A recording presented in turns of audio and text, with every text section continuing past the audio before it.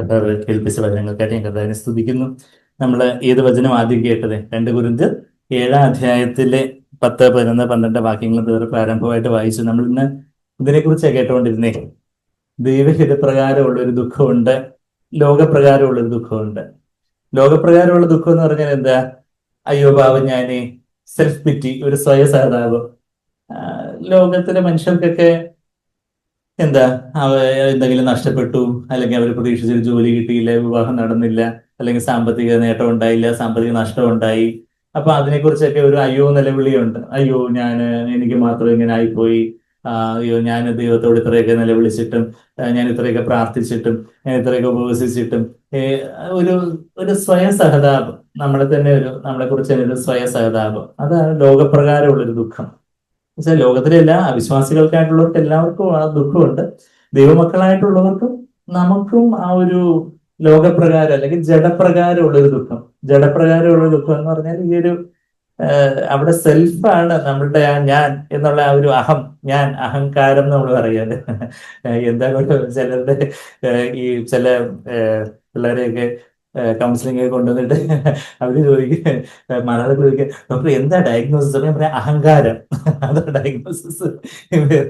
നല്ല വളർത്തു ദോഷം, നിങ്ങൾ നല്ല അടിച്ചു വളർത്താത്ത എന്റെ നല്ല സ്നേഹത്തോടെ എന്താ അതുപോലെ കാർക്കശ്യത്തോടെ വളർത്താത്തതിന്റെ കുഴപ്പമാണ് അഹങ്കാരം.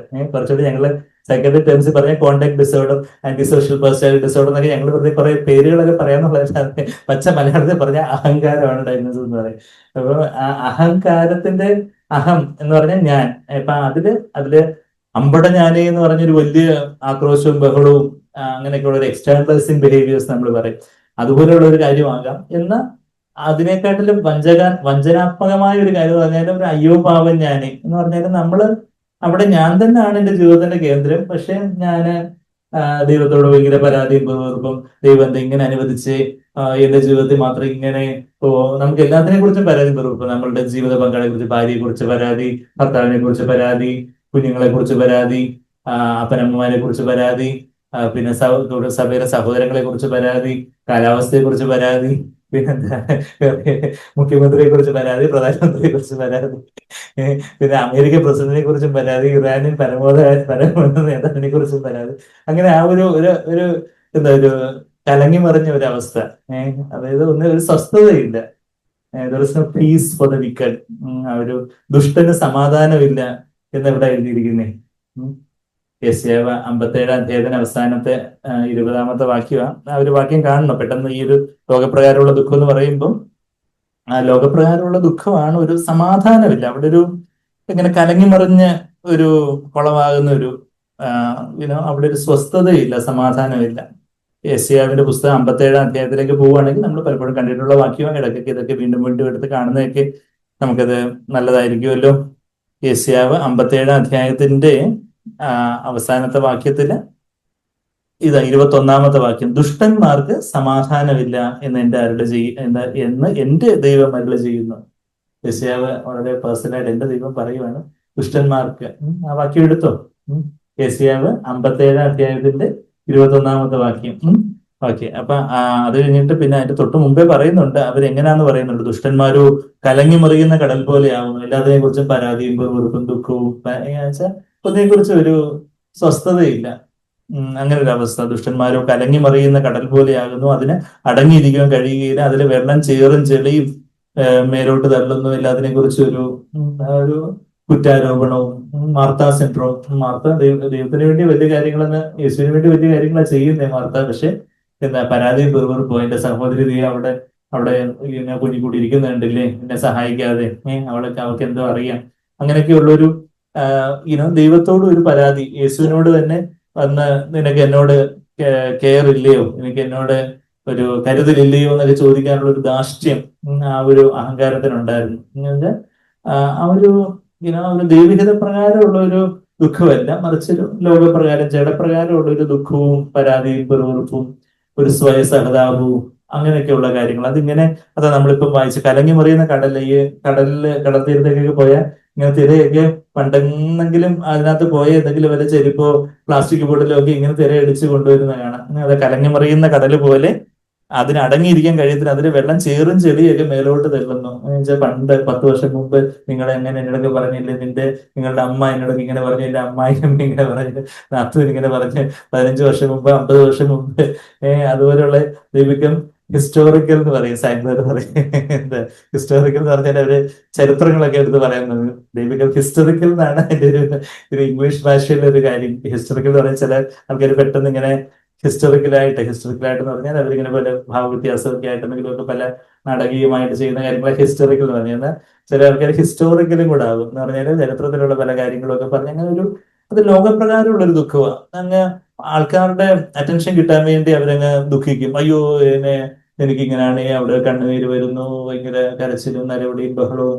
അപ്പൊ നമ്മൾ ഒരു അയ്യോ പാവം. പക്ഷെ അത് അവിടൊക്കെ ഒരു സ്വയം ആ ഒരു സെൽഫ് അതിൽ ത്രോണുള്ളത്. യൂദാസിനും അതുപോലെ ഒരു ദുഃഖം ഉണ്ടായിരുന്ന കാര്യം നമുക്കറിയാം. യേശുവിനെ ഒറ്റിക്കൊടുത്തത് യൂദാസിന് ദുഃഖം ഉണ്ടായോ? അതിനൊരു ദുഃഖം ഉണ്ടായി, പക്ഷെ മാനസാന്തരം ഉണ്ടായില്ല. നമ്മള് മത്തായി 27-ാം അധ്യായത്തിലേക്ക് പോകുമ്പോൾ യൂദാസ് യൂദാസ് കെട്ടി ഞാൻ തോന്നി ചത്തു എന്നൊക്കെ പറയുന്ന ആ ഭാഗം നമ്മളവിടെ മത്തായി 27-ാം അധ്യായത്തിലെ കാണുന്നത്. അവനും ദുഃഖം ഉണ്ടായി. ദുഃഖം ഉണ്ടായി എന്ന് പറഞ്ഞാൽ എന്താ, ഇതെല്ലാം വെള്ളിക്കാശൊക്കെ കിട്ടിയപ്പോഴത്തേക്ക് അവന് വല്ലാതെ മനസ്സാക്ഷിയിൽ വല്ലാതെ പ്രയാസവും കാര്യങ്ങളൊക്കെ ആയി. പക്ഷെ അവൻ കർത്താവിലേക്ക് തിരിയാതെ അവനങ്ങ് തന്നിലേക്ക് തന്നെ നോക്കി, അവനങ്ങ് നിരാശനായി വല്ലാത്തൊരു ഡിപ്രഷനിലോട്ട് പോയി. അവനങ്ങ് സൂയിസൈഡ് ചെയ്തു എന്നുള്ള കാര്യം നമ്മളോട് വായിക്കുന്നത് മത്തായി 27-ാം അധ്യായത്തില് അതിന്റെ 3 മുതൽ 5 വരെയുള്ള വാക്യങ്ങളിൽ നമ്മളത് വായിക്കുന്നത്. അവനെ ശിക്ഷയ്ക്ക് വിധിച്ചു എന്ന് അവനെ കാണിച്ചു കൊടുത്ത യൂത കണ്ട്. നമുക്ക് കിട്ടിയോ മത്തായി 27-ന്റെ 3-ാമത്തെ വാക്യം. ആ നിങ്ങൾക്ക് ഷെയർ ചെയ്യാം മോളുമായിട്ട്. You can share that Bible. Okay, കുഞ്ഞിന് ഷെയർ ചെയ്യാൻ പറ്റും. ഓക്കെ ഓക്കെ, ആ വാക്യങ്ങളൊക്കെ ബൈബിൾ ഉണ്ട് അല്ലേ? Okay okay. അപ്പൊ മത്തായി 27-ാം അധ്യായത്തിന്റെ 3-ാമത്തെ വാക്യത്തില് ഓക്കെ ഓക്കെ, അത് വായിക്കാൻ തക്കവണ്ണം അങ്ങോട്ട് അങ്ങോട്ട് ഷെയർ ചെയ്യും. ഓക്കെ, അവിടെ ഓക്കെ ഓക്കെ, അത് വേഴ്സ് കാണിച്ചു കൊടുക്കുക. ഓക്കെ, മത്തായി 27-ന്റെ 3-ാമത്തെ വാക്യത്തില് എന്താ നമ്മൾ അവനെ ശിക്ഷയ്ക്ക് വിധിച്ചു, അതായത് യേശുവിനെ ശിക്ഷയ്ക്ക് വിധിച്ചു എന്ന് അവനെ കാണിച്ചു കൊടുത്ത യൂത കണ്ട് അനുദപിച്ച് എന്ന് എഴുതിയെങ്കിലും അവിടെ ഹി ഫെൽറ്റ് റിമോഴ്സ് എന്നുള്ളൊരു വാക്ക് അവിടെ ഉപയോഗിച്ചിരിക്കുന്നത്. മെറ്റമെലമായി എന്നുള്ളൊരു വാക്ക് അവിടെ ഉപയോഗിച്ചിരിക്കുന്നത്. ആ ഒരു യുനോ അതൊരു മാനസാന്തരത്തിന്റെ വാക്കല്ല, മെറ്റനയോ എന്നുള്ളതാണ് മാനസാന്തരത്തിന്റെ വാക്ക്. ഇത് മെറ്റമെലമ, അവന് വല്ലാത്തൊരു കുറ്റബോധം തോന്നി, ഒരു റിമോഴ്സ്, വല്ലാത്തൊരു കുറ്റബോധം. അപ്പം ചിലപ്പോൾ നമ്മളുടെ തന്നെ നമ്മൾ എന്തെങ്കിലും ഒരു അബദ്ധത്തിൽ ചെന്ന് ചാടി, നമ്മുടെ ജീവിതത്തിൽ എന്തെങ്കിലും പാപത്തിന്റെ വീഴ്ചയും കാര്യങ്ങളും ഒക്കെ ഉണ്ടായി. അപ്പൊ അതിനൊക്കെ നമുക്ക് തന്നെ ഒരു യുനോ ലോകപ്രകാരമുള്ള ഒരു ദുഃഖം ഉണ്ടാകാം, ദൈവികത പ്രകാരമുള്ള ഒരു ദുഃഖം ഉണ്ടാകും. അപ്പൊ നമ്മുടെ ജീവിതത്തിൽ എന്തെങ്കിലും ഒരു പാപങ്ങളെ വീഴ്ചകള്, അത് നമ്മൾ ചിലപ്പോൾ ഒരു യുനോ മറ്റുള്ളവരോട് പറയാൻ മടിയുള്ള രീതിയിൽ എന്തെങ്കിലും ഒരു വേണ്ടാത്ത രീതിയിലുള്ള ഏതെങ്കിലും ഒരു ഇടകൂടത്തിലേക്ക് ചെന്ന് ചാടി, അല്ലെങ്കിൽ അല്ലെങ്കിൽ നമുക്ക് എന്തെങ്കിലും ഒരു അബദ്ധം പറ്റി, നമ്മൾ എന്തെങ്കിലും ഒരു മണ്ടത്തരമായിട്ട് ഡിസിഷൻ എടുത്തു. അപ്പൊ അവിടൊക്കെ ഒരു ലോകപ്രകാരമുള്ള ഒരു ദുഃഖമുണ്ട്. എന്ന് പറഞ്ഞാൽ എന്താ, നമ്മളെ തന്നെ അങ്ങ് ഒരു കണ്ടം ചെയ്തുകൊണ്ട്, കോണ്ടംനേഷൻ എന്ന് പറഞ്ഞാല് നമ്മളെ തന്നെ കുറ്റം വിധിച്ചുകൊണ്ട്, അയ്യോ ഞാൻ അങ്ങനെ ചെയ്തല്ലോ, അങ്ങനെ ചെയ്യണ്ടായിരുന്നു, പറ്റിപ്പോയല്ലോ, അങ്ങനെയൊക്കെ നമ്മളെ തന്നെ അവിടെ ഇപ്പൊ നമ്മൾ ചിലപ്പം അതിനൊരു ആത്മീയ ലേബൽ ഇട്ടിട്ട് ഞാനങ്ങ് ദൈവം മുമ്പാകെ അനുദപിക്കുക എന്നൊക്കെ ചിലപ്പോൾ നമുക്ക് തോന്നും. പക്ഷേ അത് നമ്മളെ ദൈവത്തോട് കൂടുതൽ അടുപ്പിക്കാതെ വല്ലാതെ കൂടുതൽ ദൈവത്തിൽ നിന്ന് അകറ്റിക്കളയുന്ന ഒരു കാര്യമാണെങ്കിൽ അത് ഒരു ലോകപ്രകാരമുള്ള ദുഃഖം. യഥാർത്ഥം ദൈവികത പ്രകാരമുള്ള ദുഃഖം അത് എന്താ, സാൽവേഷൻ, രക്ഷയിലേക്ക് നയിക്കുന്നു. നമ്മളിപ്പം ആദ്യം നമ്മൾ വായിച്ചു കേട്ടത് 2 Corinthians 7:10 the sorrow that is according to the will of God leads to salvation എന്ന് പറഞ്ഞാൽ അത് രക്ഷയിലേക്ക്, നമ്മുടെ ആത്മാവിന്റെ രക്ഷ നടന്നു കഴിഞ്ഞു, ദേഹിയുടെ രക്ഷ, നമ്മൾ വീണ്ടും കർത്താവിലേക്ക് കൂടുതൽ അടുക്കുന്ന തരത്തിലേക്ക്, കർത്താവിനോട് ചേർന്ന് വരുന്ന രീതിയിലുള്ളത് യഥാർത്ഥത്തിൽ ദൈവികത പ്രകാരമുള്ള ദുഃഖം. അതിലേക്ക് നമുക്ക് വരാം. അപ്പൊ ഇത് എന്ത് തരത്തിലുള്ള ദുഃഖം അല്ല നമുക്ക് വേണ്ടെന്നുള്ള കാര്യം ഞാൻ ആദ്യം ഒന്ന് പറയുക. നമ്മള് ഇപ്പം യേശയ്യാവ് 57-ന്റെ 20-21 വാക്യങ്ങളില് ആ ഒരു കലങ്ങി മറിയുന്ന ഒരു മനസ്സിൽ നിന്ന് വരുന്ന ചില പരാതിയും വെറുപ്പും നെടുവെറുപ്പും ദുഃഖവും അങ്ങനെയുള്ള ചില കാര്യങ്ങള്, അതല്ലാതെ ഇപ്പൊ നമ്മൾ യൂദാസിന്റെ ദുഃഖം കണ്ടു. അവന് കർത്താവിലേക്ക് നോക്കിയില്ല. അതേ സമയത്ത് തന്നെ അതേ രാത്രിയിൽ തന്നെ നമ്മൾ പലപ്പോഴും ആ കാര്യങ്ങളൊക്കെ ചിന്തിച്ചിട്ടുണ്ട്. യേശുവിനെ ഒറ്റിക്കൊടുത്ത രാത്രിയില് 2 ദുഃഖങ്ങൾ ഉണ്ടായിരുന്നു 2 ശിഷ്യന്മാർക്ക്. യൂദാസിന് ഈ ലോകപ്രകാരമുള്ള ദുഃഖമായിരുന്നു, അതുകൊണ്ട് അവന് സൂയിസൈഡിലേക്കോ ആത്മഹത്യയിലേക്ക് പോയി. എന്നാൽ പത്രോസും വലിയ ഗുരുതരമായിട്ടൊരു പാപം തന്നെ പത്രോസും ചെയ്തു. പത്രോസ് ഞാൻ ഇവനെ അറിയത്തില്ലെന്നൊക്കെ ആണയിട്ടൊക്കെ 3 തവണ പറഞ്ഞു. പത്രോസും യേശുവിനെ കാണിച്ചു കൊടുത്ത് അല്ല യേശുവിനെ തള്ളി പറഞ്ഞ കാര്യമൊക്കെ നമ്മൾ വായിക്കുന്നുണ്ട്. എനിക്ക് ഇവനെ അറിയത്തില്ല, നിങ്ങൾ എന്താ പറയുന്നതെന്നൊക്കെ ചോദിച്ചാൽ അവനൊരു ദൈവത്തെ യേശുവിനെ തള്ളി പറയാന്ന് പറഞ്ഞാൽ വളരെ ഗുരുതരമായിട്ടൊരു പാപമാണ്. എന്നെ തള്ളി പറയുന്നതിനെ പിതാവിന്റെ മുമ്പാകെ ദൂതന്മാരുടെ മുമ്പാകെ ഞാനും തള്ളി പറയുന്നതൊക്കെ കർത്താവ് മത്തായി 10-ാം അധ്യായത്തിലൊക്കെ പറയുന്ന കാര്യങ്ങളൊക്കെ നമുക്കറിയാം. അപ്പൊ 10 ദിവസം വളരെ ഗൗരവമുള്ളൊരു പാപത്തിലാണ് വീണത്. അവൻ 3 തവണ വീഴുകയും ചെയ്തു. പക്ഷേ അവന് എന്ത് ചെയ്തു? അവന് കർത്താവിലേക്ക് നോക്കി. ആ കാര്യത്തിലേക്ക് നമുക്ക് വരാം. എന്നാ യൂദാസ് എങ്ങോട്ട് നോക്കി? യൂദാസ് തന്നിലേക്ക് തന്നെ നോക്കുകയും ചെയ്തു. പിന്നെ എങ്ങോട്ടാ പോയി? മഹാപുരോഹിതന്മാരുടെ അടുത്തേക്ക് പോയി. എന്നുവെച്ചാൽ നിങ്ങളാണ് എന്നെ വീഴിച്ചത് എന്ന് പറഞ്ഞുകൊണ്ട്, നിങ്ങളല്ലേ എനിക്ക് ഇതൊക്കെ വാഗ്ദാനം ചെയ്ത് ഈ മോഹന വാഗ്ദാനം ഒക്കെ തന്ന് 30 വെള്ളിക്കാശൊക്കെ തന്ന് വെള്ളിക്കാശ് സിൽവർ കോയിൻസ്, അപ്പൊ നിങ്ങളാണ് ഈ വലിയ പണത്തിന്റെ വാഗ്ദാനം ഒക്കെ ചെയ്ത് എന്നെ ഈ വലിയൊരു നിഷ്കളങ്ക രക്തം ഊറ്റി കൊടുക്കുവാനൊക്കെ എന്നെ പ്രേരിപ്പിച്ചെന്ന് പറഞ്ഞ അവൻ അതാ ഞാന് അതാ അവിടെ 3-ാമത്തെ വാക്യം കണ്ടു. മത്തായി 27:3 അവനെ ശിക്ഷയ്ക്ക് വിധിച്ചു എന്ന് അവനെ കാണിച്ചു കൊടുത്ത് യൂദ കണ്ട് അനുദപിച്ചു.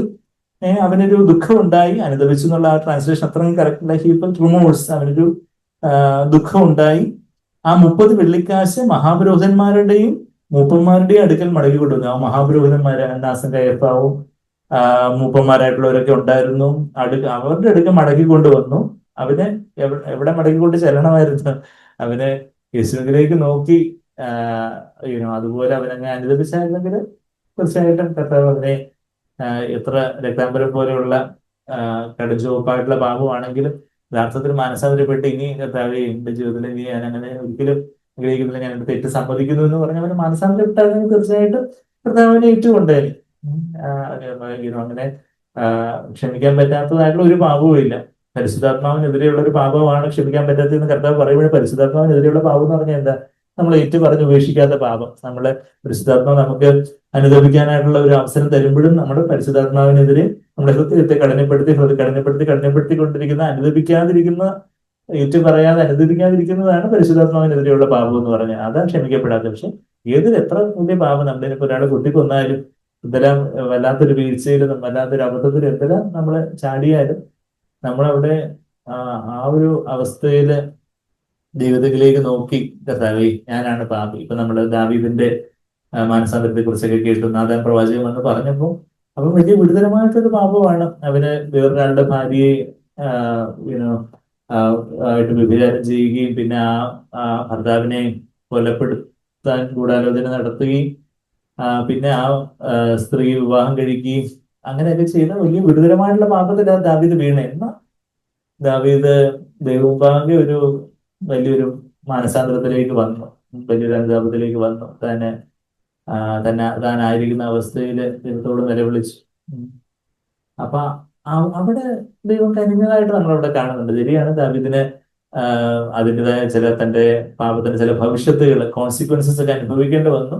എന്നാൽ ദൈവം അവന് ചേർത്ത് കൊണ്ടു എന്നുള്ളൊരു കാര്യം നമ്മളവിടെ കാണുന്നുണ്ട്. പാപത്തിന് നമ്മുടെ പാപം ഏറ്റുപറഞ്ഞ് ക്ഷമിക്കപ്പെട്ടാലും അതിന്റെ ചില അനന്തരഫലങ്ങളുണ്ട്. വിതയ്ക്കുന്നത് തന്നെ കൊയ്യൂ എന്നൊക്കെ ചിലതര 6, 7, 8 വാക്യങ്ങളിൽ നമ്മൾ വായിക്കുന്നുണ്ട്. എന്നാൽ ദൈവം നമ്മളോട് ക്ഷമിച്ച് നമ്മളെ ചേർത്ത് കൊള്ളുന്ന ഒരു സ്നേഹം നമ്മളവിടെ കാണുന്നുണ്ട്. അപ്പം നമ്മള് നമ്മള് യൂദാസിന്റെ കാര്യം നമ്മൾ ഇപ്പം വായിച്ചു. അതിന്റെ 3-ാമത്തെ വാക്യം കണ്ടു. 4-ാമത്തെ വാക്യം മത്തായി 27:4 ഞാൻ കുറ്റമില്ലാത്ത രക്തത്തെ കാണിച്ചു കൊടുത്തതിനാൽ പാപം ചെയ്തു എന്ന് പറഞ്ഞു.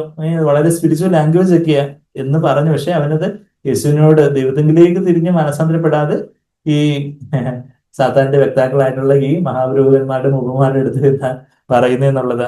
ഇന്നും പലരും പുരോഹിതന്മാരുടെ അടുത്ത് പാപം ഏറ്റു പറയുന്നുണ്ട്. കൺഫെഷൻ എന്നൊക്കെ പറഞ്ഞ ഈ കത്തോലിക്ക സഭയിലൊക്കെ അവർ പുരോഹിതന്മാരുടെ അടുത്ത് പാപം ഏറ്റു പറയുന്നത് ആരുടെ പാത പിന്തുടരുന്നു എന്ന് വെച്ചാൽ യൂദാസിന്റെ പാത പിന്തുടരുന്നു. നിഷ്കരുണം നിസ്തർക്കം പറയാം. പുരോഹിതന്മാരുടെ അടുത്തല്ല പാപം ഏറ്റു പറയണ്ടേ. പുരോഹിതന്മാരുടെ എതിരെ നമ്മളെന്തെങ്കിലും പാപം ചെയ്തിട്ടുണ്ടെങ്കിൽ അവരുടെ ഏറ്റു പറഞ്ഞു. പക്ഷെ നമ്മള് ആർക്കെതിരെയാണോ പാപം ചെയ്തത്? ദൈവത്തിനെതിരെയാണ് എല്ലാ പാപവും. പിന്നെ ഓഫ്കോഴ്സ് നമ്മൾ വേറൊരാളെ മുറിപ്പെടുത്തി വേറൊരാൾക്ക് എന്തെങ്കിലും പ്രവർത്തിച്ചു അങ്ങനെ ഉണ്ടെങ്കിൽ ദൈവത്തോടും ആ മനുഷ്യനോടും നമ്മൾ ഏറ്റു പറയണം. അല്ലാതെ പുരോഹിതന്മാരുടെ അടുത്ത് നിന്ന് പാപം ഏറ്റു പറയുന്നതൊക്കെ പറയുന്നത് അതൊക്കെ വളരെ വചനവിരുദ്ധമായിട്ടുള്ള കാര്യമാണ്. വചനത്തിൽ അതിന് അടിസ്ഥാനം ഉണ്ടെന്ന് വെച്ചാൽ അടിസ്ഥാനമുണ്ട്. ഇത് അടിസ്ഥാനം യൂദാസ് പുരോഹിതന്മാരോട് നിങ്ങൾ കത്തോലിക്ക സഭ പിന്തുടരുന്ന ആ കാര്യത്തില് വചനത്തിൽ അടിസ്ഥാനമുണ്ട്. ഇതാണ് അടിസ്ഥാനം. 10:27-4-5 വാക്യങ്ങൾ യൂദാസ് പോയ പാതയാണ് അടിസ്ഥാനം നമുക്ക് കാണിച്ചു കൊടുക്കാൻ. അതാണ് വചനത്തിലുള്ള അടിസ്ഥാനം. എന്താ നമ്മളിവിടെ വായിക്കുന്ന 27-4 വാക്യത്തില് പാപം ചെയ്തു എന്നൊക്കെ പറഞ്ഞു. അത് ഞങ്ങൾക്ക് എന്ത്, നീ തന്നെ നോക്കിക്കൊള്ളുക, നീ പറഞ്ഞ ഒരു കാശിനൊത്ത് നീ അത് ചെയ്തു, നീ തന്നെ അതൊക്കെ കൊണ്ടാട്ടെ എന്നാ അവര് ആര് പറയുന്നത്, പുരോഹിതന്മാര് പറയുന്നത്. അവൻ ആ വെള്ളിക്കാശ് മന്ദിരത്തിൽ എറിഞ്ഞ് 5-ാമത്തെ വാക്യം ചെന്ന് കിട്ടി ഞാൻ ചത്തു കളഞ്ഞു എന്നൊക്കെയുള്ള ഒരു കാര്യം, സൂയിസൈഡൽ ഹാങ്ങിങ്ങിന്റെ കാര്യമൊക്കെ നമ്മളവിടെ വായിക്കുന്നത്. അപ്പം ആ ഒരു ലോകപ്രകാരമുള്ള ദുഃഖം, ഇന്ന് അനേകം ആത്മഹത്യകളും കൊലപാതകങ്ങളും ഒത്തിരി ആത്മഹത്യകളൊക്കെ നടക്കുമ്പോൾ എന്താ അതിന്റെ കാരണം? ലോകപ്രകാരമുള്ള ഒരു ദുഃഖമാണ്. അവർക്ക് ദുഃഖമാണ്, പക്ഷെ അത് ലോകപ്രകാരം, അത് മരണത്തിലേക്കും നിത്യമരണത്തിലേക്കും നയിക്കുന്ന ഒരു കാര്യമാണ്. ചില ആൾക്കാരൊക്കെ കൗൺസിലിംഗ് വരുമ്പോൾ പറയും, ഡോക്ടർ എനിക്കങ്ങ് അവരെയും കൊന്ന് എനിക്കൊന്ന് മരിക്കാൻ തോന്നുന്നു. അപ്പൊ ഞാൻ പറയാം, അത് പിശാചിന്റെ ശബ്ദമാണ്. കൊല്ലാനും അറുക്കാനും മുടിപ്പാനും വരുന്നവനാണ് ആരാണ്? പിശാചാണ്. യോഹന്നാൻ 10-ാമത്തെ വാക്യത്തില് കർത്താവ് പറഞ്ഞ കള്ളം വരുന്നതിന്റെ അജണ്ട എന്താ? കള്ളന്റെ ഉദ്ദേശം എന്താ? ഈ ഭവനത്തിനായിട്ട് പ്രാർത്ഥിച്ചെന്ന് അനുഗ്രഹിച്ച് അവിടെ കുറച്ച് കോൺട്രിബ്യൂഷൻ കൊടുത്തിട്ട് ഉടന്ന് പറഞ്ഞാണ് കള്ളം വരുന്നത്. കള്ളം വരുന്നത് he comes to steal, kill and destroy. മോഷ്ടിക്കാനാ വരുന്നത്, കിൽ അറുക്കാന്, കൊല്ലാന്, പിന്നെന്താ അതെല്ലാം അങ്ങ് നശിപ്പിച്ച് കളയാനാ വരുന്നത്. ആദ്യം മോഷ്ടിക്കണം, അത് കഴിഞ്ഞിട്ട് അതിന് സാക്ഷികളായിട്ട് ആരെങ്കിലും ഉണ്ടെങ്കിൽ അവരെങ്കിലും കൊല്ലണം, പിന്നെ എല്ലാം തെളിവ് നശിപ്പിക്കാൻ വേണ്ടി എല്ലാം കൂടെ തന്നെ ചുട്ടരിച്ച് നശിപ്പിക്കണം. ആ ഒരു ഓർഡറിലാണ് വരുന്നത്. സ്റ്റീൽ, കിൽ ആൻഡ് ഡിസ്ട്രോയ് ആണ് കള്ളം വരുന്നത്. പിശാചിന്റെ തന്ത്രം അതാണ്. നമ്മുടെ ജീവിതത്തിലെ സമാധാനവും നമ്മളുടെ വിശുദ്ധിയും കാര്യങ്ങളും എല്ലാം മോഷ്ടിച്ചുകൊണ്ട് പോകണം. നല്ല മനസാക്ഷി എല്ലാം മോഷ്ടിച്ച് കളയണം, മോഷ്ടിച്ചെടുത്തോണ്ട് പോകണം.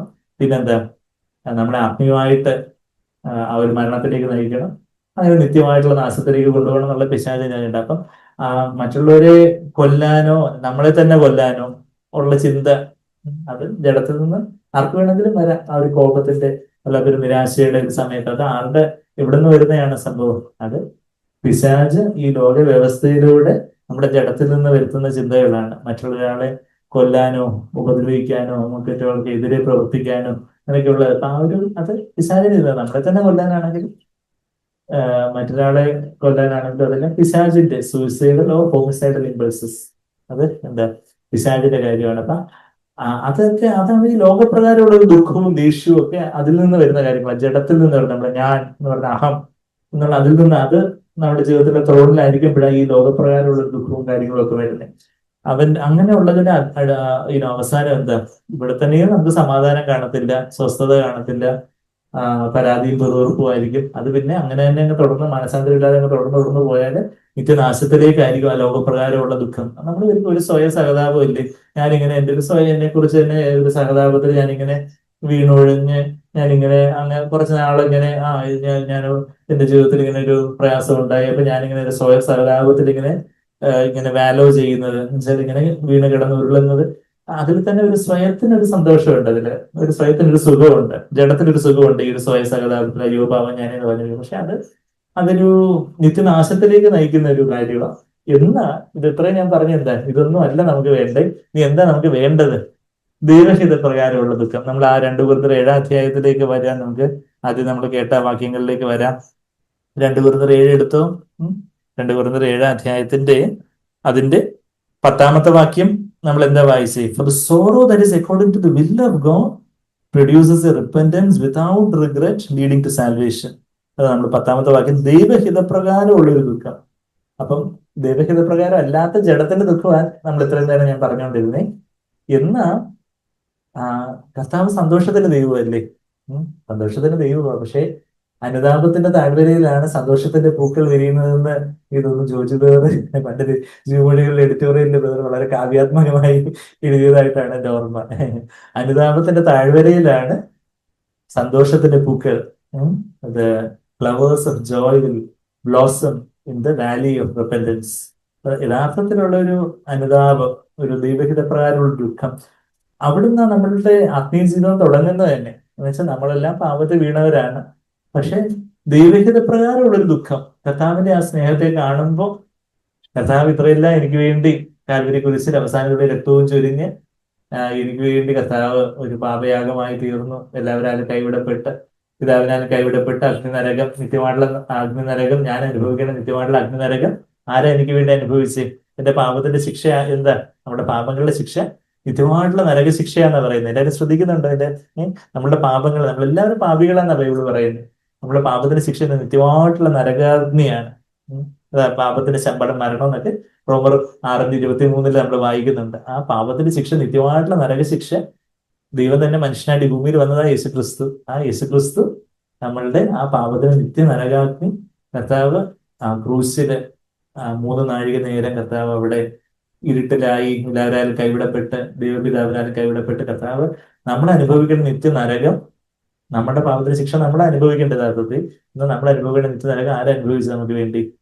യേശു ക്രിസ്തു അനുഭവിച്ചു. അതാ ക്രൂസിൽ നടന്നത്. അങ്ങനെ കർത്താവ് നമ്മുടെ പാപങ്ങളെല്ലാം ഏറ്റെടുത്ത് മരിച്ചു. കർത്താവ് 3-ാം നാൾ ഉയർത്തെഴുന്നേറ്റു. അപ്പൊ ഇന്ന് ആ ഉയർത്തെഴുന്നേറ്റവനായ കർത്താവിന്റെ സ്നേഹം നിറഞ്ഞ കണ്ണുകൾ എന്നെ നോക്കുമ്പോൾ, എന്റെ മോനെ, എന്റെ മോളെ, ഞാൻ നിനക്ക് വേണ്ടിയാ എല്ലാ പാടുകളെല്ലാം പെട്ട് അവസാനത്തുള്ള രക്തവും ഞാൻ നിനക്ക് വേണ്ടിയാ ചൊരിഞ്ഞേ. കർത്താവ് അവസാനത്തുള്ള രക്തവും ചൊരിഞ്ഞാലേ പാപയാഗം പൂർണ്ണമാവത്തുള്ളൂ. അതാ പഴയ നിയമത്തിൽ പാപയാഗം നമ്മൾ പലപ്പോഴും കാര്യങ്ങൾ പറയാറുണ്ട്. പഴയ നിയമത്തിൽ എന്തുണ്ടായിരുന്നു? പാപയാഗം ഉണ്ടായിരുന്നു. പാപയാഗം അവിടെ ഏത് അധ്യായത്തിൽ നമ്മൾ പാപയാഗത്തെ കുറിച്ച് വായിക്കുന്നേ?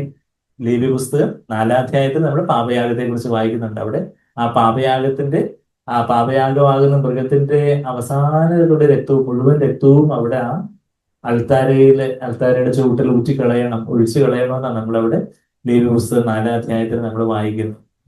അപ്പൊ അങ്ങനെ കർത്താവ് നമുക്ക് വേണ്ടി പാപയാഗമാകാൻ വേണ്ടി കർത്താവ് നിങ്ങൾ ക്രൂസിലേറി ആ പിതാവിനാൽ കൈവിടപ്പെട്ട് അങ്ങനെ അങ്ങ് 3 നാഴിക നേരം അങ്ങനെ അങ്ങ് അത് മാത്രം മതിയായിരുന്നു. അങ്ങനെ അല്ലെങ്കിൽ പിന്നെ അങ്ങനെ അങ്ങ് ചെയ്താൽ മതിയായിരുന്നു. കർത്താവ് ഈ രക്തമെല്ലാം ഒലിച്ച് ക്രൂസിൽ ഇത്രയും രക്തമെല്ലാം ചൊരിയേണ്ടതായിട്ടുള്ള കാര്യം ഉണ്ടായിരുന്നു. അപ്പൊ രക്തച്ചൊരിച്ചിലില്ലാതെ പാപത്തിന് വിമോചനമില്ല എന്നുള്ളതാണ് ദൈവത്തിന്റെ നിത്യ നിയമം എന്നാണ് നമ്മൾ എബ്രായർ 9-ാം അധ്യായത്തിന്റെ 22-ാമത്തെ വാക്യത്തിൽ നമ്മൾ വായിക്കുന്നത്. എബ്രായർ 9:22 എന്താ നിത്യമായിട്ടുള്ള ദൈവത്തിന്റെ നിയമം? രക്തച്ചൊരിച്ചിലില്ലാതെ പാപത്തിന് വിമോചനമില്ല. ഞാൻ എന്താ ഈ പറഞ്ഞു വെച്ചാൽ, ദൈവത്തിന്റെ പ്രകാരം നമുക്ക് എങ്ങനെ ദുഃഖം ഉണ്ടാവുന്നേ എന്ന് ചോദിച്ചാൽ, കർത്താവിന്റെ ദയയാണ് നമ്മളെ മാനസാന്തരത്തിലേക്ക് നയിക്കുന്നത് എന്നുള്ളൊരു വാക്യം എവിടെ നമ്മൾ വായിക്കുന്നത്? റോമർ 2-ാം അധ്യായത്തിലേക്ക് വരുവാണെങ്കിൽ, റോമർക്ക് എഴുതിയ ലേഖനം 2-ാം അധ്യായത്തിൽ ആ വചനം നമ്മൾ പലപ്പോഴും പറഞ്ഞിട്ടുള്ള വാക്യം, എങ്കിലും നമ്മളത് എല്ലാവർക്കും അത് വളരെ ക്ലിയർ ആയിട്ട് അതിന്റെ റെഫറൻസും കാര്യങ്ങളും, യഥാർത്ഥത്തിൽ ദൈവത്തിന്റെ കർത്താവിന്റെ ദയയാണ്, കർത്താവിന്റെ kindness that leads us to repentance. കർത്താവിന്റെ ആ ദയ, സ്നേഹം, കർത്താവിന്റെ മനസ്സലിവ്, അതാണ് നമ്മുടെ മാനസാന്തരം. എല്ലാവരും നിന്നെ ഇപ്പം ഞാൻ നരകത്തിലേക്ക് ഇടുമെന്നും പറഞ്ഞ് ദൈവം ഇങ്ങനെ വടിയെടുത്തോണ്ട് പറയുന്നത് അത് പേടിച്ച്, അയ്യോ ഞാൻ പാപം ചെയ്യത്തില്ലേ, നിന്നെ അടിക്കണ്ട അമ്മാവ, ഞാൻ നന്നായിക്കോളാം എന്ന് പറയുന്നത് പോലുള്ളൊരു ഉപരിപ്ലവമായ മനസാന്തരമല്ല, മറിച്ച് യേശുവിന്റെ സ്നേഹമാണ്. നമ്മുടെ റോമർ 2-ന്റെ 4-ാമത്തെ വാക്യം എല്ലാവരും എടുത്തു. അവിടെ 4-ാമത്തെ വാക്യത്തിൽ ഇങ്ങനെ പറയുന്നത്, അല്ല, ദൈവത്തിന്റെ ദയ നിന്നെ മാനസാന്തരത്തിലേക്ക് നടത്തുന്നു എന്ന് അറിയാതെ നീ അവന്റെ ദയ, ക്ഷമ, ദീർഘക്ഷാന്തി എന്നിവയുടെ ഐശ്വര്യം നിരസിക്കുന്നുവോ എന്നാണ് നമ്മളിവിടെ വായിക്കുന്നത്. എടുത്തു ആ വാക്യം റോമർ 2-ാം അധ്യായത്തിന്റെ 4-ാമത്തെ വാക്യത്തിൽ വായിക്കുന്നത്, do you not know, do you think lightly of the riches of his kindness and tolerance and patience, not knowing that the kindness of God leads you to repentance. Kindness of God, അതറിയാതെ ദൈവത്തിന്റെ ദയ നമ്മുടെ മാനസാന്തരത്തിലേക്ക് നയിക്കുന്നു അറിയാത്തതുകൊണ്ട് നമ്മുടെ ഈ ദയയും ദീർഘക്ഷാന്തി എന്നൊക്കെ പറഞ്ഞാൽ എന്താ? ദീർഘക്ഷാന്തി എന്നൊക്കെ പറയുമ്പോൾ കുറച്ച് കട്ടിയുള്ള വാക്കായി പോയി തോന്നുന്നു. എന്താ ദീർഘക്ഷാന്തി വെച്ചാൽ? പേഷ്യൻസ്, ദീർഘക്ഷമ എന്നുള്ളൊരു അർത്ഥമാണ്. ദയ, ക്ഷമ, കൈൻഡ്നസ്, ടോളറൻസ്, പേഷ്യൻസ്. ദയ, ക്ഷമ, ദീർഘക്ഷാന്തി. പേഷ്യൻസിനെ അവിടെ ദീർഘക്ഷാന്തി എന്ന് മലയാളത്തിൽ ട്രാൻസ്ലേറ്റ് ചെയ്തിരിക്കുന്ന ആ ഒരു ദൈവത്തിന്റെ ആ ഒരു ദീർഘക്ഷമ, എൻഡ്യൂറൻസ്, അതിനെല്ലാം നമ്മൾ ഭയങ്കര പുച്ഛത്തോടെ, ലൈറ്റായിട്ട്, വളരെ ലാഘവത്തോടെ എടുക്കുന്നതിന്റെ കാരണം എന്താ അതിന്റെ കാരണം? നമ്മള് ദൈവത്തിന്റെ ദയ മാനസാന്തരത്തിലേക്ക് നയിക്കുന്നു എന്ന് അറിയാത്തതുകൊണ്ടാണ്. Not knowing that the kindness of God, കർത്താവിന്റെ ആ ഒരു ദയ, കർത്താവിന്റെ ദയയെ കുറിച്ച് ഞാൻ പറഞ്ഞു വന്നേ. കർത്താവിന്റെ ദയ എവിടെ ഏറ്റവും അതിന്റെ കർത്താവിന്റെ ദയയുടെ മനസ്സലിവിന്റെ സ്നേഹത്തിന്റെ പാരമ്യം എവിടെ നമ്മൾ കാണുന്നേ? കാൽവരി കുരിശില. ആ കാൽവരി കുരിശില കർത്താവ് അവസാനങ്ങളുടെ രക്തവും നമുക്ക് വേണ്ടി ചൊരിഞ്ഞു. അവിടെ ആ പാപയാഗമാകാൻ വേണ്ടി കർത്താവ് 7 തവണ രക്തം ചൊരിഞ്ഞ കാര്യമൊക്കെ നമ്മൾ പറയുന്നുണ്ടായിരുന്നു അല്ലേ?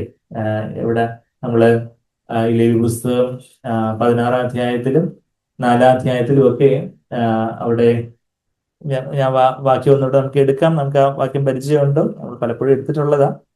അവിടെ ദൈവപുസ്തകം 4-ാം അധ്യായത്തില് അതിന്റെ 6-ാമത്തെ വാക്യത്തില് എന്താ 7 തവണ രക്തം തളിക്കണം, മഹാപുരോഹിതൻ 7 തവണ രക്തം തളിക്കണം എന്നൊക്കെ നമ്മൾ അവിടെ കാണുന്നുണ്ട്. അതിന്റെ 6-ാമത്തെ വാക്യത്തില് പുരോഹിതൻ രക്തത്തിൽ വിരൽ മുക്കി, ഫിലിപ്പിയുസ് 4:6 വിരൽ മുക്കി യഹോവയുടെ സന്നിധിയിൽ വിശുദ്ധ മന്ദിരത്തിന് തിരശ്ശീലയ്ക്ക് മുമ്പിൽ 7 പ്രാവശ്യം തളിക്കണം.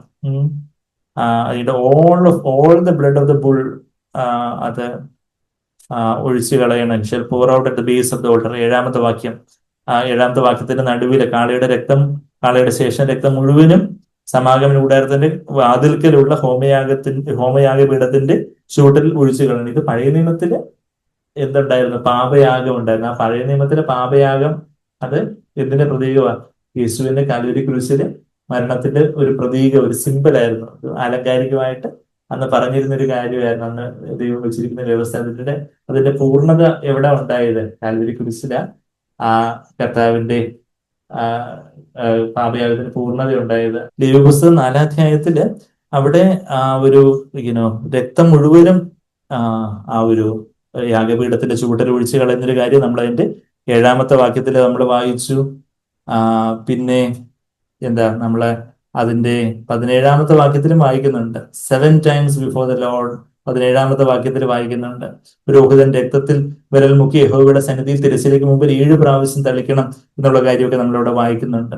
അത് പാളയത്തിന് പുറത്തു കൊണ്ടുപോയി വേണം ഈ കാളയെ ചുട്ടുകളയുവാൻ എന്നൊക്കെ നമ്മൾ 21-ാമത്തെ വാക്യത്തിലും 12-ാമത്തെ വാക്യത്തിലും വായിക്കുന്നുണ്ട്. പാളയത്തിന് പുറത്താണ് കർത്താവ് യെരുശലേമിന് വെളിയിലെ, യെരുശലേം ആകുന്ന ആ ഒരു മതഭക്തിയുടെയും ലോകമൈത്വത്തിന്റെയും പാളയത്തിന് വെളിയിലാണ് കർത്താവ് നമുക്ക് വേണ്ടി കാൽവരി കുരിശിലെ ഗോൽഗോഥാ മലയിലെ, യെരുശലേമിന് പുറത്തായിരുന്നു ആ ഗോൽഗോഥാ മലയിൽ കർത്താവ് യാഗമായി തീർന്നു എന്നുള്ള കാര്യമൊക്കെ നമ്മൾ വായിക്കുന്നുണ്ട്. പാളയത്തിന് പുറത്ത് കർത്താവിനെ നിന്ന് ചുമന്നുകൊണ്ട് പോകാം എന്നൊക്കെ നമ്മൾ എബ്രായർ 13-ന്റെ 13-ാമത്തെ വാക്യത്തിൽ വായിക്കുന്നത്. അപ്പം ആ കർത്താവ് പാളയത്തിന് പുറത്ത് പോയി അന്ന് യാഗമൃഗം ചുട്ടെരിച്ച് കളയപ്പെടുന്നത് പാളയത്തിന് പുറത്തായിരുന്നു. അതുപോലെ കർത്താവ് യെരുശലേമിന് പുറത്തു പോയി യാഗമായി തീർന്ന കാര്യമൊക്കെ നമ്മൾ പുതിയ നിയമത്തിൽ കാണുന്നത്. അതിന്റെ 25-ാമത്തെ വാക്യത്തിൽ rest of its blood he shall pour out. അതിന്റെ അവസാനം നമ്മൾ വായിക്കുന്നത് ശേഷം രക്തം ഹോമയാഗപീഠത്തിന്റെ ചുവട്ടിൽ ഒഴിച്ചു കളയണം. അപ്പൊ അങ്ങനെ ആ രക്തം മുഴുവനും ഒഴിച്ചു കളയണം.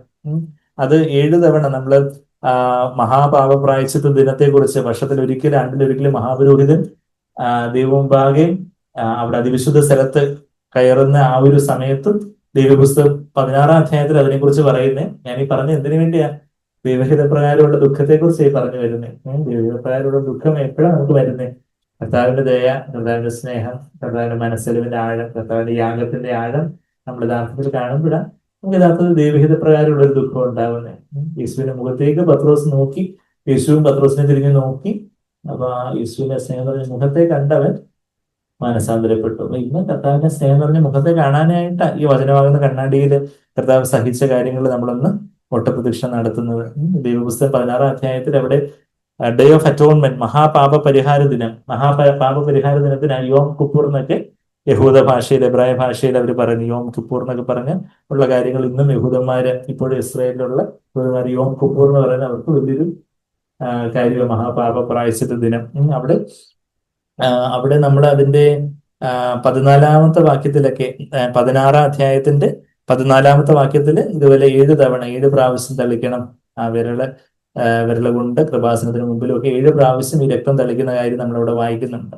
കർത്താവ് അങ്ങനെ 7 പ്രാവശ്യം രക്തചൊരിച്ചിൽ നടത്തിയ കാര്യമൊക്കെ നമ്മൾ പലപ്പോഴും പറയാറുണ്ട്.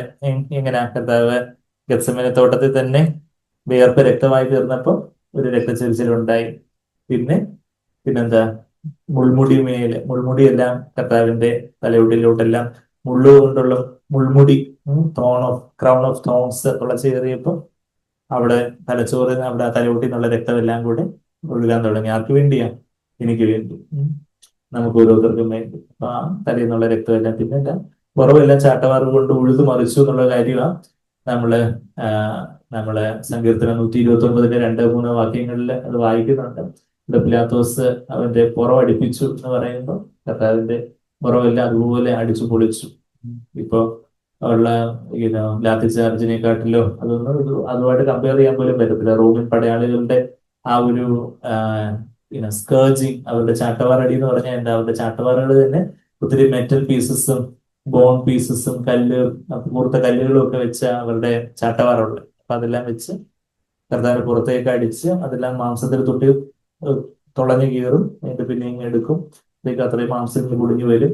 അത് കഴിഞ്ഞിട്ട് കർത്താവിനെ അവരെ വസ്ത്രങ്ങൾ മാറ്റി മാറ്റി ഇടിപ്പിച്ചെന്നൊക്കെ പറയുമ്പോൾ ഈ വസ്ത്രം ഇടിപ്പിച്ചിട്ട് പിന്നെ ഇതെല്ലാം ചെയ്യുമ്പോൾ ആ വസ്ത്രം ഊരി മാറ്റുമ്പോഴത്തേക്കും കുറച്ച് മാംസം കുടിഞ്ഞു വരും. അപ്പൊ അത്രയും രക്തച്ചൊരിച്ചിൽ, അങ്ങനെ അത്രയും രക്തച്ചൊരിച്ചിൽ ഉള്ളതുകൊണ്ട് കർത്താവിന് പിന്നെ ക്രൂസ് തന്നെ എടുത്തോണ്ട് പോകാൻ കഴിയാതെ കൊണ്ട് കർത്താവ് വീണു പോയത് കൊണ്ട് അവിടെ കുറേനക്കാരനായ ഒരു സീമോനെ കണ്ടുപിടിച്ച് അവര് ക്രൂസ് അവിടെ ഗൊൽഗോഥ വരെ ചുമക്കാൻ പോലും കർത്താവിന് ചരിപ്പിക്കുവാനുള്ള ശേഷി ഇല്ലാതായിപ്പോയി. അപ്പൊ ആർക്ക് വേണ്ടിയാ? എനിക്ക് വേണ്ടി. ദൈവത്തിന്റെ പ്രകാരമുള്ള ദുഃഖം നമുക്ക് എപ്പോഴാണ് വരുന്നത് വെച്ചാൽ എന്റെ പാപത്തിനായിട്ടാണ് കർത്താവ്, എന്റെ തോന്നിവാസത്തിനായിട്ട്, എന്റെ സൗകര്യപ്രദമായ ജീവിതത്തിനായിട്ട് അതിന്റെ ആ പാപത്തിന്റെ ശിക്ഷ ഏൽക്കാനായിട്ടാണ് കർത്താവ് ഇത്രയെല്ലാം പാടുപെട്ടത്. അപ്പൊ എനിക്ക് എന്റെ സന്തോഷപ്രകാരം ജീവിക്കാനൊക്കും.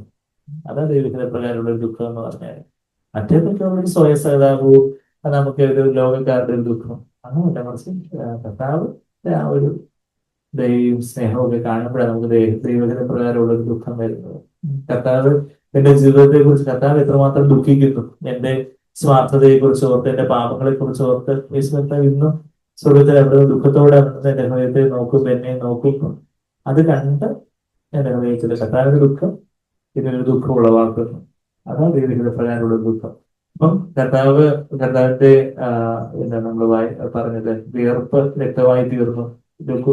ഗ്ലൂക്കോസ് 22:44 നമ്മളത് വായിക്കുന്നുണ്ട്.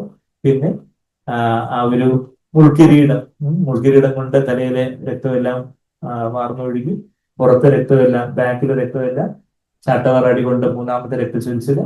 പിന്നെ കർത്താവിന്റെ കൈകളിൽ ആണിയടിച്ചപ്പോൾ കൈകളിൽ നിന്നുള്ള രക്തച്ചൊരിച്ചില്, കാലുകളിൽ ആണിയടിച്ചപ്പോൾ കാലുകളിൽ നിന്നുള്ള രക്തച്ചൊരിച്ചില്. പിന്നെ അവസാനം കർത്താവിന്റെ വിലാപ്പുറത്തൊന്നും മരണത്തിന് ശേഷവും അവർ വെറുതെ വിടില്ല, കുത്തി തുളച്ചു. അപ്പൊ ഹൃദയത്തിൽ ബാക്കി രക്തം പമ്പ് ചെയ്യുന്ന എവിടെ? ഹൃദയത്തിൽ നിന്നുള്ള കുറച്ച് രക്തവും വെള്ളവും ഉണ്ടായിരുന്നു, കുറച്ച് പെരിക്കാർഡിയൽ ഫ്ലൂയിഡ് ഒക്കെ ഉണ്ടായിരുന്നു. അതെല്ലാം കൂടെ അതിനുശേഷം അത് 6ാമത്തെ രക്തച്ചൊരിച്ചിലിന് കർത്താവ് നമുക്ക് വേണ്ടി തകർന്നിരിക്കുന്നു. യെശയ്യാവ് 53:4-5 വാക്യങ്ങൾ നമ്മൾ വായിക്കുവാണെങ്കിൽ 7ാമത്തെ രക്തച്ചൊരിച്ചിൽ കർത്താവിന്റെ ശരീരം ആകെ ഒരു ബ്രൂയിസിങ് ഉണ്ടായിരുന്നു എന്നുള്ള കാര്യം നമ്മൾ വായിക്കുന്നത്. ക്രഷ്ഡ്. യെശയ്യാവ് 53 അധ്യായത്തിലേക്ക് വരുവാണെങ്കിൽ അതിന്റെ 5ാമത്തെ വാക്യം, he was pierced through for our transgressions, he was crushed for our iniquities. ആ ഒരു ക്രഷിങ് ഇഞ്ചുറി, അവരെ ചാട്ടവാറടിക്കുകയും അങ്ങോട്ടും ഇങ്ങോട്ടും ഇട്ട് തട്ടുകയും ഒക്കെ ചെയ്തുള്ള ആ ഒരു ഇന്റേണൽ ബ്ലീഡിങ്, അവൻ നമ്മുടെ അതിക്രമങ്ങൾ നിമിത്തം മുറിവേറ്റും നമ്മുടെ അകൃത്യങ്ങൾ നിമിത്തം തകർന്നു ഇരിക്കുന്നു. ക്രഷിങ്, അതുപോലുള്ള ഒരു ക്രഷിങ് ആയിട്ടുള്ള ഒരു എക്സ്പീരിയൻസ്. ഡാക്ക എന്ന് പറഞ്ഞൊരു എബ്രായ പദം അവിടെ ഉപയോഗിച്ചിരിക്കുന്നത്. ക്രഷ്, ബ്രൂയിസ് എന്ന KJV എഴുതിയിരിക്കുന്നു. ആ ഒരു ശരീരമാകെയുള്ള ആ ഒരു മുറിവുകൾ കാരണമുള്ള ആന്തരിക രക്തസ്രാവം എല്ലാം ആയിട്ട് 7 തവണ എനിക്ക് വേണ്ടി അങ്ങനെ അവസാനങ്ങൾ കർത്താവിന്റെ ആ ശരീരത്തിൽ അക്ഷരികമായിട്ടും രക്തമൊന്നും ശേഷിച്ചില്ല. എന്തിനു വേണ്ടിയാണ്? എന്റെ മകനെ, എന്റെ മകളെ, ഞാൻ മാത്രമേ ഈ ലോകത്ത് പാപി ഉണ്ടായിരുന്നുള്ളെങ്കിൽ പോലും ഈശ്വരനെ ഇതുപോലെ എനിക്ക് വേണ്ടി വന്ന് മരിക്കുമായിരുന്നു. അതാണ് കർത്താവിന്റെ സ്നേഹം. ആ സ്നേഹമാണ് നമ്മളെ മാനസാന്തരത്തിലേക്ക് നയിക്കുന്നത്. അല്ലാതെ നമ്മള് എന്തെങ്കിലുമൊക്കെ വലിയ വലിയ കാര്യങ്ങളൊക്കെ എന്തെല്ലാം പറഞ്ഞെന്ന് പറഞ്ഞാലും യഥാർത്ഥത്തിൽ പരിശുദ്ധാത്മാവ് ഈ യേശുവിന്റെ ആ ഒരു ദയയും സ്നേഹവും ഒക്കെ എനിക്ക് കാണിച്ചു തരണം. അപ്പോഴേ അതിന്റെ ഹൃദയ കണ്ണുകളോട് കാണുമ്പോൾ കർത്താവ് എനിക്ക് വേണ്ടി ആളല്ലെന്ന് തോന്നുമാറായിപ്പോയി എന്നാണ് നമ്മളവിടെ യെശയ്യാവ് 52-ാം അധ്യായത്തിൽ വായിക്കുന്നത്. നമ്മളിപ്പോ ഇത്രയൊക്കെ അടിച്ച് ഇതെല്ലാം ചെയ്താലും ഒരു മനുഷ്യനെ കണ്ട ഇത് മനുഷ്യനാണെന്ന് തോന്നും. പക്ഷെ ഇതിപ്പം ഇപ്പൊ എന്താണ് പറഞ്ഞേ, തലയൂട്ടിയും അതുപോലൊക്കെ ഈ വല്ല ക്രഷ് ഇഞ്ചുറി, വല്ല ഈ ബസ്സോ അല്ലെങ്കിൽ ട്രെയിനോ ഒക്കെ ശരീരത്തിൽ കയറി ഇറങ്ങുമ്പോൾ ഇത് ആളാണോ മനുഷ്യനാണോ എന്ന് തോന്നത്തക്ക വണ്ണം ചിലരങ്ങ് ശരീരമായി പോകുന്നു എന്ന് പറയുന്നത് പോലെ, അതുപോലെ കർത്താവ് ഒരു മാംസപിണ്ഡം ആകത്തക്ക വണ്ണം നമ്മൾ പാഷൻ ഓഫ് ക്രൈസ്റ്റിലൊക്കെ കാണുന്നതിൽ ഭീകരമായിരുന്നു. പാഷൻ ഓഫ് ക്രൈസ്റ്റിലെയും ആ ഒരു അത് കാണുമ്പോൾ അവിടെ ഒരു മനുഷ്യനാണോ ഉള്ളത് നമുക്ക് മനസ്സിലാവും. പക്ഷെ വചനത്തിൽ എവിടെ അത് പറയുന്നത്? യെശയ്യാവ് 52-ാം അധ്യായത്തിലെ വാക്യം കണ്ടോ? യെശയ്യാവ് 52-ാം അധ്യായത്തില് നമ്മള് ഇതാ വായിക്കുന്ന 52-ാം അധ്യായത്തിന്റെ അവസാനം നമ്മളവിടെ വായിക്കുന്നേ,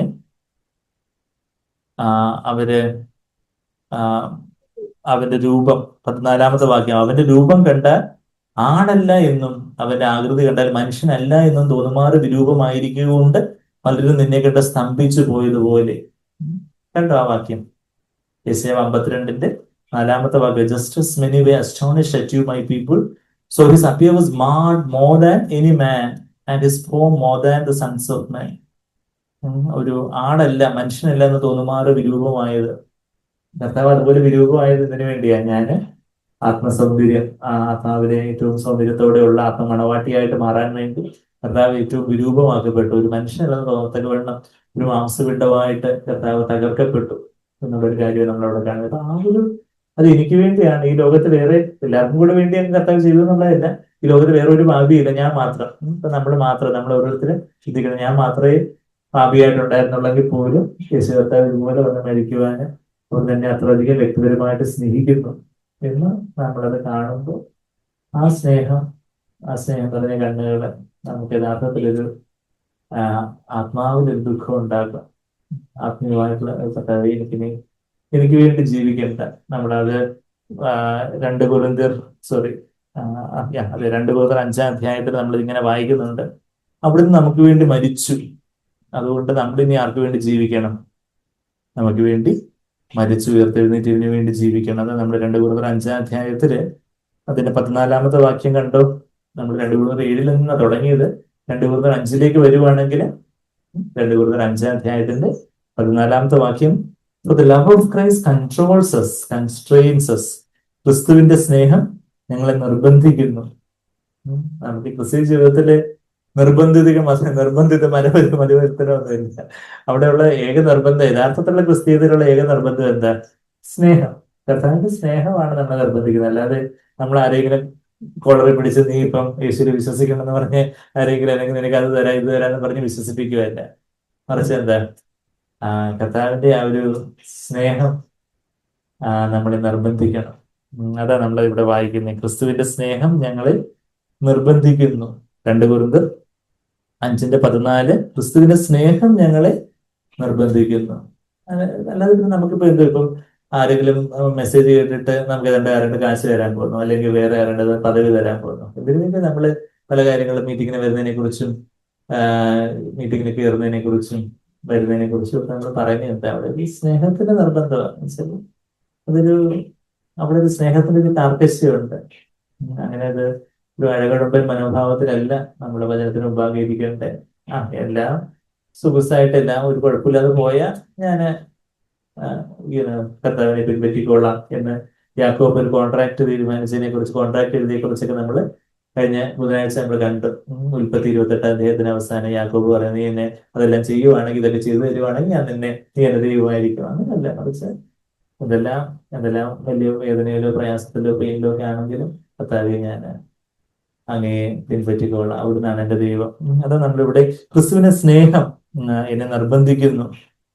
എന്തിനു വേണ്ടി നിർബന്ധിക്കുന്നത്? എല്ലാവർക്കും വേണ്ടി ഒരുവൻ മരിച്ചിരിക്കെ എല്ലാവരും മരിച്ചു. യേശു നമുക്ക് വേണ്ടി ക്രൂശിൽ മരിച്ചപ്പോൾ നമ്മളും യേശുവിനോട് കൂടി തന്നെ നമ്മൾ മരിച്ചു. അതായത് ഈ ലോകത്തെ സംബന്ധിച്ചിടത്തോളം, പാപത്തെ സംബന്ധിച്ചിടത്തോളം ഞാനിത് മരിച്ചതിനെ പോലെ എന്നെ തന്നെ അങ്ങ് ഏൽപ്പിക്കുന്നു, ഞാൻ എന്നെ തന്നെ താഴ്ത്തുന്നു. അതാ നമ്മളിവിടെ വായിക്കുന്നേ. എന്താ? എല്ലാവർക്കും വേണ്ടി ഒരുവൻ മരിച്ചിരിക്കെ എല്ലാവരും മരിച്ചു എന്നും ഇനിയിപ്പം നമ്മൾ ജീവിക്കുവാണ്. നമ്മൾ ക്രിസ്തുവിൽ മരിച്ചു.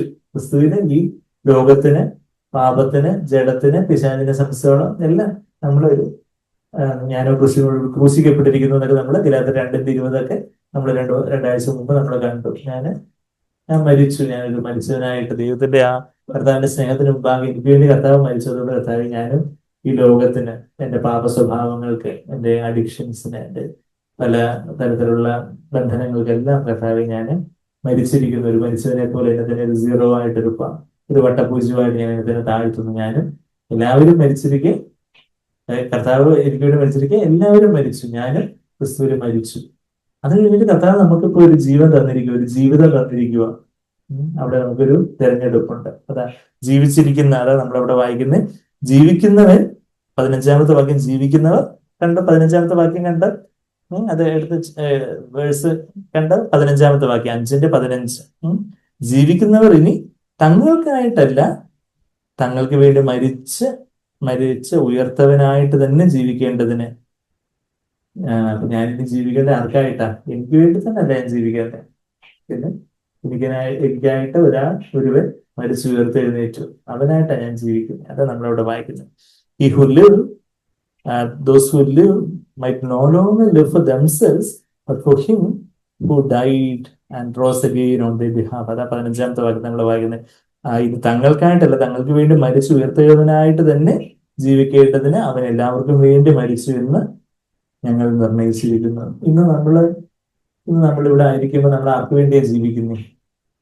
നമുക്ക് വേണ്ടി തന്നെ ജീവിക്കുന്നവരാണോ? നമ്മൾ തന്നെയാണോ നമ്മുടെ ഹൃദയസിംഹാസനത്തിലായിരിക്കുന്നത്? നമ്മുടെ ജീവിതത്തിന്റെ ഡ്രൈവിംഗ് സീറ്റില് നമ്മുടെ ജീവിതത്തിനെ കൺട്രോൾ ചെയ്യുന്ന ആരായിരിക്കുന്നു? ആരാ നമ്മളുടെ ജീവിതത്തിൽ നമ്മളുടെ സമയം എങ്ങനെ ചെലവഴിക്കുന്നു, പണം എങ്ങനെ ചെലവഴിക്കുന്നു, ഓരോ തീരുമാനങ്ങളും ഇവിടെ എല്ലാം കർത്താവേ അവിടുന്ന് തീരുമാനം എടുത്താട്ടെ, അവിടുത്തെ ഇഷ്ടപ്രകാരം നടന്നാട്ടെ എന്നുള്ളൊരു സമർപ്പണം നമുക്കുണ്ടോ? അതോ നമ്മൾ തന്നെ കാര്യങ്ങളൊക്കെ അങ്ങ് തീരുമാനിക്കുന്നു, നമ്മളങ്ങ് നമ്മുടെ ഇഷ്ടപ്രകാരം അങ്ങ് പോകുന്നു, ക്രിസ്ത്യാനി എന്നുള്ളൊരു ലേബലുണ്ട്, അങ്ങനെയാണോ? അതോ മറിച്ച് കർത്താവേ അവിടുന്ന് എനിക്ക് വേണ്ടി ഇതുപോലെ ആളുകളെന്ന് തോന്നുമാറ് അവിടുത്തെ യാഗമായി തീർന്നു, കർത്താവെ അവസാനങ്ങളിൽ രക്തവും ചൊരിഞ്ഞു, അതിനുശേഷം നിത്യമായിട്ടുള്ള നരകാഗ്നിയൊക്കെ നിത്യമായിട്ട് ഇപ്പൊ യുഗങ്ങളോളം ഞാൻ അനുഭവിക്കുന്ന നിത്യ നരകാഗ്നി അവിടുന്ന് എനിക്ക് വേണ്ടി കർത്താവെ അവിടുന്ന് അതെല്ലാം സഹിച്ച് ആ നരകത്തീയില്, ദൈവത്തിന്റെ കോപത്തിന്റെ തീയില്, ആ നരകാഗ്നിയില് കർത്താവ് തുരുകി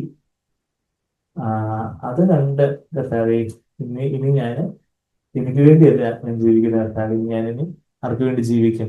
എൻ്റെ യേശുവിന് വേണ്ടി ജീവിക്കും. അതിനായിട്ട് കർത്താവെ എന്നെ തന്നെ ഞാനങ്ങ് താഴ്ത്തുന്നു. അത് ദൈവഹിത പ്രകാരമുള്ളൊരു ദുഃഖം എന്ന് പറഞ്ഞാൽ അവിടെ ഇവിടെ ലൂക്കോസ് 22-ാം അധ്യായത്തിലേക്ക് വരുവാണെങ്കിൽ അവിടെ പത്രോസ് അതിദുഃഖത്തോടെ കരഞ്ഞ് അനുദപിച്ച ഒരു രംഗം നമ്മളവിടെ കാണുന്നുണ്ട്. പത്രോസ് അവിടെ 3 തവണ ആണയിട്ട് ലൂക്കോസ് 22-ാം അധ്യായം. ലൂക്കോസ് 22-ാം അധ്യായത്തില് അവിടെ അതിന്റെ 54 മുതലുള്ള വാക്യങ്ങൾ നമ്മൾ വായിക്കുമ്പോൾ പത്രോസ് 3 തവണ തള്ളി പറയുന്ന കാര്യം ഒക്കെ നമ്മളവിടെ വായിക്കുന്നുണ്ട്. അപ്പൊ അത് കഴിഞ്ഞിട്ട് 60-ാമത്തെ വാക്യത്തിലും അവൻ പറഞ്ഞുകൊണ്ടിരുന്നപ്പോൾ തന്നെ 60-ാമത്തെ വാക്യത്തിന് അവസാനം അവൻ സംസാരിക്കുമ്പോൾ തന്നെ പെട്ടെന്ന് കോഴി കൂവി. അപ്പോൾ 61-ാമത്തെ വാക്യം കണ്ടോ? ലൂക്കോസ് 22-ന്റെ 61, 22-61, 61-ാമത്തെ വാക്യം എന്താ നമ്മളവിടെ വായിക്കുന്നത്? അപ്പോൾ കർത്താവ് തിരിഞ്ഞ് പത്രോസിനെ ഒന്ന് നോക്കും. കർത്താവ് തിരിഞ്ഞ് പത്രോസിനെ നോക്കുമ്പോൾ പത്രോസിന് അത് കാണണമെങ്കിൽ പത്രോസ് തിരിഞ്ഞ് കർത്താവിനെ നോക്കി, അല്ലേ? കർത്താവ് തിരിഞ്ഞ് നോക്കി പത്രോസ് എങ്ങോട്ടും വായി നോക്കിക്കൊണ്ടിരിക്കുവായിരുന്നെങ്കിൽ പത്രോസ് കാണത്തില്ലായിരുന്നു, പത്രോസ് ലഭിക്കത്തുമില്ലായിരുന്നു. ഇന്നും യേശുത്താൻ നമ്മളെ നോക്കുന്നുണ്ട്. നമ്മളുടെ വീഴ്ച, അതിഗുരുതരമായ വീഴ്ച, ഗുരുതരമായ പാപത്തിലെ പത്രോസ് വീണപ്പോഴും യേശു തിരിഞ്ഞ് നമ്മെ നോക്കുന്നുണ്ട്. നമ്മുടെ ജീവിതത്തിൽ എന്തെങ്കിലുമൊക്കെ പാപങ്ങളോ വീഴ്ചകളോ ഒക്കെ സംഭവിക്കുമ്പോൾ കർത്താവ് നമ്മളെ സ്വർഗത്തിൽ നിന്ന് കർത്താവ് നോക്കുന്നുണ്ട്. എൻ്റെ മോനെ, എൻ്റെ മോള്. അപ്പൊ ആ കർത്താവ് എങ്ങനെ നോക്കിയോ? ഞാൻ നിന്നോട് 10,000 പ്രാവണം പറഞ്ഞിട്ടില്ലായിരുന്നു നീ തള്ളി പറയുന്നു, അന്നിലേലും നീ ഇങ്ങനെയാണ്, പത്രോസ് എന്നെ കൊണ്ട് ഒന്നിനും കൊള്ളത്തില്ല എന്നുള്ള ഒരു കണ്ടം ചെയ്യുന്ന ഒരു എന്താണ് പുച്ഛിക്കുന്ന ഭാവത്തോടാണോ കർത്താവ് നോക്കി? അല്ല, കർത്താവത്തോടും ഒരു മനസ്സിലോടെ കമ്പാഷൻ, കർത്താവിന്റെ എത്രയും സ്നേഹാർദ്രമായ ഒരു മുഖത്തോടെ, ആ ഒരു സ്നേഹമിശ്രണമായ കണ്ണുകളോടെ കർത്താവ് പത്രോസിനെ വലിയ സ്നേഹത്തോടെ വാത്സല്യത്തോടെ കർത്താവ് നോക്കി. ആ നോട്ടം അവന് താങ്ങാനാവുന്നതിലും അധികമായിരുന്നു. അത് നമ്മളവിടെ വായിക്കുന്നത്. അപ്പോഴത്തേക്കും കർത്താവിന്റെ ആ നോട്ടത്തിൽ തന്നെ, കർത്താവിന്റെ ആ സ്നേഹം നിറഞ്ഞ നോട്ടത്തിൽ തന്നെ 61-ാമത്തെ വാക്യം, അപ്പോൾ തിരിഞ്ഞ് കർത്താവ് പത്രോസിനെ ഒന്ന് നോക്കി, ഇന്ന് കോഴി പോകും മുമ്പേ നീ 3 വട്ടം എന്നെ തള്ളിപ്പറയും എന്ന് കർത്താവ് തന്നോട് പറഞ്ഞ വാക്ക് പത്രോസ് ഓർത്തു. അതാ ആ വചനം, കർത്താവ് നമ്മളോട് സംസാരിച്ച വചനങ്ങള്, ഇതെല്ലാം വിശുദ്ധിയുടെ നിലവാരങ്ങളും ഇതെല്ലാം വലിയ വലിയ വചനത്തിന്റെ സ്റ്റാൻഡേർഡ്സും കാര്യങ്ങളും ഒക്കെ പരിശുദ്ധാത്മ നമ്മളെ ഓർപ്പിക്കും. നമ്മുടെ ജീവിതത്തിൽ എന്തെല്ലാം, ഏത് സാഹചര്യത്തിലും നമ്മളിപ്പം വീഴ്ചയിലോ വിജയത്തിലോ ഏതൊരവസ്ഥയിലും നമുക്ക് എങ്ങോട്ടേ യഥാർത്ഥത്തിൽ നോക്കാനുള്ളൂ? യേശുവിലേക്ക് നോക്കാനുള്ളൂ.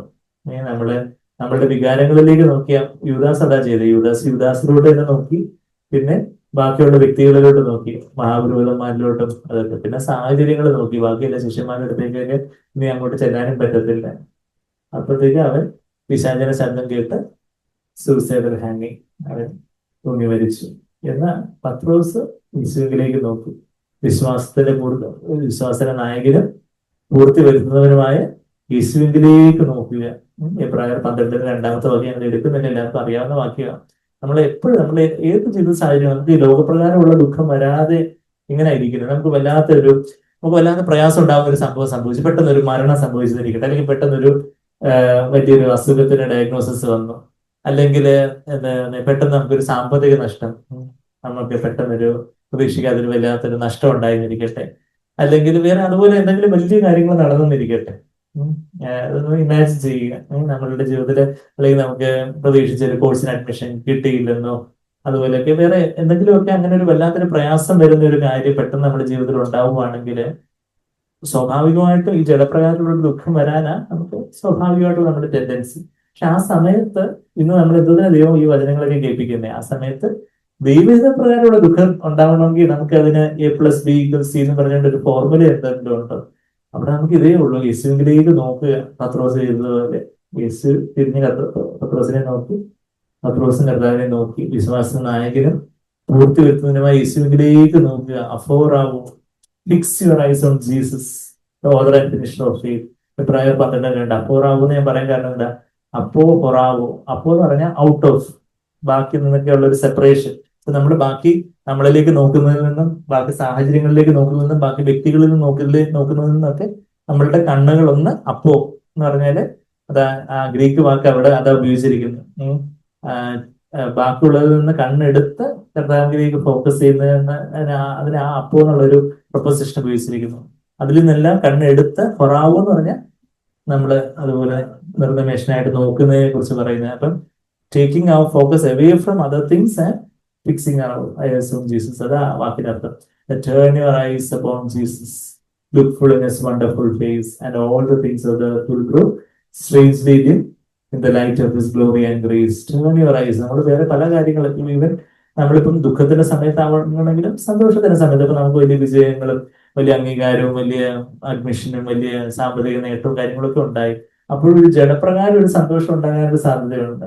ജഡത്തിൽ നമ്മളത് അവിടെ ഞാൻ വലിയ ആളാണ്, അതുകൊണ്ട് ദൈവം ഞാൻ അനുഗ്രഹിച്ചു. പക്ഷെ അവിടെ അതല്ല, അവിടെ എങ്ങോട്ടാ നോക്കണ്ടേ? നമ്മൾ ഈ പഠനത്തിലോട്ടോ ബാക്കിയുള്ളവരുടെ അഭിനന്ദനത്തിലോട്ടോ ഒന്നുമല്ല. ഇന്ന് ഹൊസേന പാടിയൊരു നാളെ ക്രൂശിക്കാന്ന് പറയും. അപ്പൊ അതുകൊണ്ട് യേശുവിലേക്ക് നോക്കുക. യേശുവിലേക്ക് നോക്കുമ്പോൾ അവിടെ നമുക്ക് ആത്മാവിലുള്ള ഒരു സന്തോഷവും ദുഃഖവും ഒക്കെ അനുഭവിക്കാൻ ദൈവം ഇടയാക്കും. അതൊരു പരിശുദ്ധാത്മാവ് യേശുവിലേക്ക് നോക്കുമ്പോൾ എന്താ നമ്മെ തന്നെ നമ്മളുടെ നമ്മളുടെ വില്ലില്, നമ്മളുടെ ഇച്ഛാശക്തിയില്, ഡിസിഷൻ മേക്കിംഗ് കപ്പാസിറ്റി, വിൽ പവറിൽ നമുക്കൊരു ചോയ്സ് ഉണ്ട്. ഒന്നുകിൽ കർത്താവിലേക്ക് നോക്കുക, അല്ലെങ്കിൽ നമ്മളിലേക്ക് തന്നെ നോക്കുക. എന്ന് പറഞ്ഞാൽ ഒന്നുകിൽ ദൈവ ഇഷ്ടത്തിന് കീഴടങ്ങുക, അല്ലെങ്കിൽ നമ്മുടെ സ്വന്തം ഇഷ്ടപ്രകാരം നമ്മൾ ഈ ജഡത്തിനെയും അല്ലെങ്കിൽ ബാക്കിയുള്ളവരെയും സാഹചര്യങ്ങളിലേക്ക് നോക്കിക്കൊണ്ടിരിക്കുക. അപ്പൊ അവിടെ നമ്മെ തന്നെ പരിശുദ്ധാത്മാവിന്റെ പ്രേരണ എപ്പോഴും നമ്മെ തന്നെ ഒന്ന് താഴ്ത്തി പരിശുദ്ധാത്മാവ് തന്നെ നമ്മൾ യേശുവിലേക്ക് നോക്കാനായിട്ട് സഹായിക്കും. യേശുവിലേക്ക് നോക്കുമ്പോൾ അവിടെ എന്തുണ്ട്? ഒരു ദൈവഹിതപ്രകാരം ഒരു ദുഃഖമുണ്ട്. ശരിയാണ്, നമ്മൾ പാപത്തിൽ വീഴുന്നു. അപ്പൊ അവിടെ ദുഃഖവുമുണ്ട് സന്തോഷവുമുണ്ട്. എപ്പോഴും ദുഃഖവും സന്തോഷവും കൂടെ ഒരുമിച്ച് ഉണ്ടാവാൻ ഒക്കൂ? ഇത് സൈക്യാട്രിസ്റ്റ് ഇങ്ങനെയൊക്കെ പറയുന്നു, ദുഃഖവും സന്തോഷവും ഒക്കെ എങ്ങനെ ഒരുമിച്ചുണ്ടായിരുന്നു എന്ന് ചോദിച്ചാൽ, ഞാനിപ്പോ പറഞ്ഞതുപോലെ നമ്മുടെ ജീവിതത്തിൽ എന്തെങ്കിലും ഒരു പാപം ഉണ്ടായി, പാപത്തിൽ നമ്മൾ വീണു, കർത്താവിലേക്ക് നമ്മൾ നോക്കുമ്പോൾ അവിടെ ദുഃഖമുണ്ട്. കർത്താവ്, ഞാൻ അങ്ങനെ വേദനിപ്പിച്ചല്ലോ, ഞാൻ വീണ്ടും പാപത്തിൽ വീണല്ലോ, എന്റെ വാക്കില്, എന്റെ പ്രവൃത്തിയില്, എന്റെ ചിന്തയില് ഞാൻ പാപത്തിൽ വീണല്ലോ എന്നുള്ള ദുഃഖമുണ്ട്. പക്ഷെ അവിടെ ഒരു സന്തോഷമുണ്ട്. എന്താ? കർത്താവ് എന്നെ ഇപ്പോഴും സ്നേഹിക്കുന്നുണ്ട്, കർത്താവിനെ ഏറ്റുകൊണ്ടിരിക്കുന്നു, കർത്താവിനെ തള്ളിക്കളഞ്ഞിട്ടില്ല, അവിടെ എപ്പോഴും സ്നേഹത്തോടെ എന്നെ നോക്കുന്നുണ്ട് എന്നുള്ളത്. അത് ദുഃഖവും ആത്മീയമായിട്ട് ആത്മാവിൽ ഈ ദുഃഖവും സന്തോഷവും ഒരുമിച്ച് അവനെ അനുഭവിക്കാനെത്തും. ആ ഒരു യഥാർത്ഥ മാനസാന്തരത്തിൽ അവിടെ ഒരു ദുഃഖമുണ്ട്. നമുക്ക് കർത്താവെ, ഞാൻ ഇത്രയധികം കർത്താവെ എനിക്ക് വേണ്ടി തന്നെ ജീവിച്ച് ഞാൻ സമയം കളഞ്ഞല്ലോ, പാഴാക്കിയല്ലോ എന്നുള്ളൊരു ദുഃഖമുണ്ട്.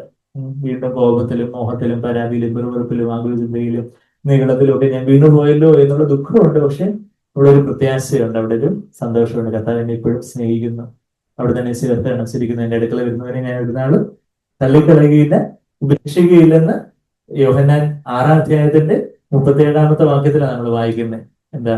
എന്റെ അടുക്കള വരുന്നവരെ നമ്മളെ കർത്താവിലേക്ക് നോക്കിയാൽ മതി. ഏതൊരു സാഹചര്യത്തിലും fix your eyes on Jesus, ആ ഒരു വാക്യം ഞാനിപ്പോ ആ വാക്യം എടുത്തില്ലേലും അത് ഒരു ടേക്ക് ഹോം മെസ്സേജ് ആയിട്ട് നമ്മുടെ ജീവിതത്തിൽ ദൈവികപ്രകാരം ഒരു ദുഃഖവും ദൈവികപ്രകാരം ഒരു സന്തോഷം. നമുക്കിപ്പം വലിയൊരു അംഗീകാരം പ്രശസ്തിയൊക്കെ കിട്ടി, എല്ലാവരും നമ്മളെ വലിയ ആളായിട്ട് പറയുക. പക്ഷെ എങ്കിലും നമ്മൾ തന്നെ അങ്ങ് നിഗളിച്ചു പോകാതിരിക്കാൻ വേണ്ടി എങ്ങോട്ടാ നോക്കണ്ടേ? യേശുവിലേക്ക് നോക്കുക. യേശുവിലേക്ക് നോക്കുമ്പോൾ അവിടെ കർത്താവ് പറയും, ഇത് നിന്റെ മിടുക്കുകൊണ്ടല്ല, ഞാൻ നിനക്ക് ദാനമായിട്ട് തന്നത്, ലഭിച്ചിട്ടുള്ളതല്ലാതെ നിനക്ക് എന്താ ഉള്ളേ? What you have which you did not receive എന്ന് പറയുന്നത് 4-7 വാക്യത്തിലാണ് നമ്മൾ വായിക്കുന്നത്. What you have which you did not receive? First rank കിട്ടിയോ, അല്ലെങ്കിൽ അഡ്മിഷൻ കിട്ടിയോ, അല്ലെങ്കിൽ നിനക്ക് സാമ്പത്തിക നേട്ടം കിട്ടിയോ, ശമ്പളത്തിൽ ഉയർവ് കിട്ടിയോ, അല്ലെങ്കിൽ കടം തീർന്നോ, ലോൺ അടച്ചു തീർത്തോ?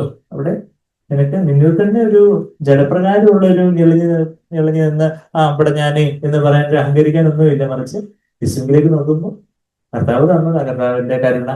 കർത്താവ് എനിക്ക് ശ്വാസം തന്നു, കർത്താവ് എനിക്ക് ആരോഗ്യം തന്നു, പഠിക്കാനുള്ള ബുദ്ധി തന്നു. എക്സാമിന്റെ സമയത്ത് നമ്മൾ വല്ല അസുഖമായിട്ട് പനി പിടിച്ച് ICUലായിരുന്നെങ്കിൽ എത്രയൊക്കെ പഠിച്ചെന്ന് പറഞ്ഞിട്ട് കാര്യം ഉണ്ടായിരുന്നു? കർത്താവ് നമ്മൾ ആ സമയത്ത് കർത്താവിന്റെ ആരോഗ്യം ബലമൊക്കെ തന്നുകൊണ്ട് നമ്മൾ എഴുതി, അതൊന്നും കർത്താവ് തന്നു. അപ്പൊ അവിടെ നമുക്ക് എന്താ പറയുക, ഒരു ഓവർവെൽമിങ്, നമ്മുടെ ജഡത്തിലുള്ള ഒരു മതിമറന്ന് എല്ലാം മറന്നുള്ള ഒരു സന്തോഷത്തിന്റെ, ജഡപ്രകാരമുള്ള ഒരു സന്തോഷത്തിന്റെ ആവശ്യമില്ല. മറിച്ച് നമുക്ക് സന്തോഷമുണ്ട്, ശരിയാണ്. ദൈവം നമ്മളെ മാനിച്ചു, എന്നെ മാനിക്കുന്നു, ഞാൻ മാനിക്കും, സന്തോഷമുണ്ട്. പക്ഷെ അത് ആത്മാവിലുള്ള ഒരു സന്തോഷത്തോടെ, അവിടെ ഒരു അടക്കമുള്ള സന്തോഷം, അച്ചടക്കമുള്ള സന്തോഷമാണ്.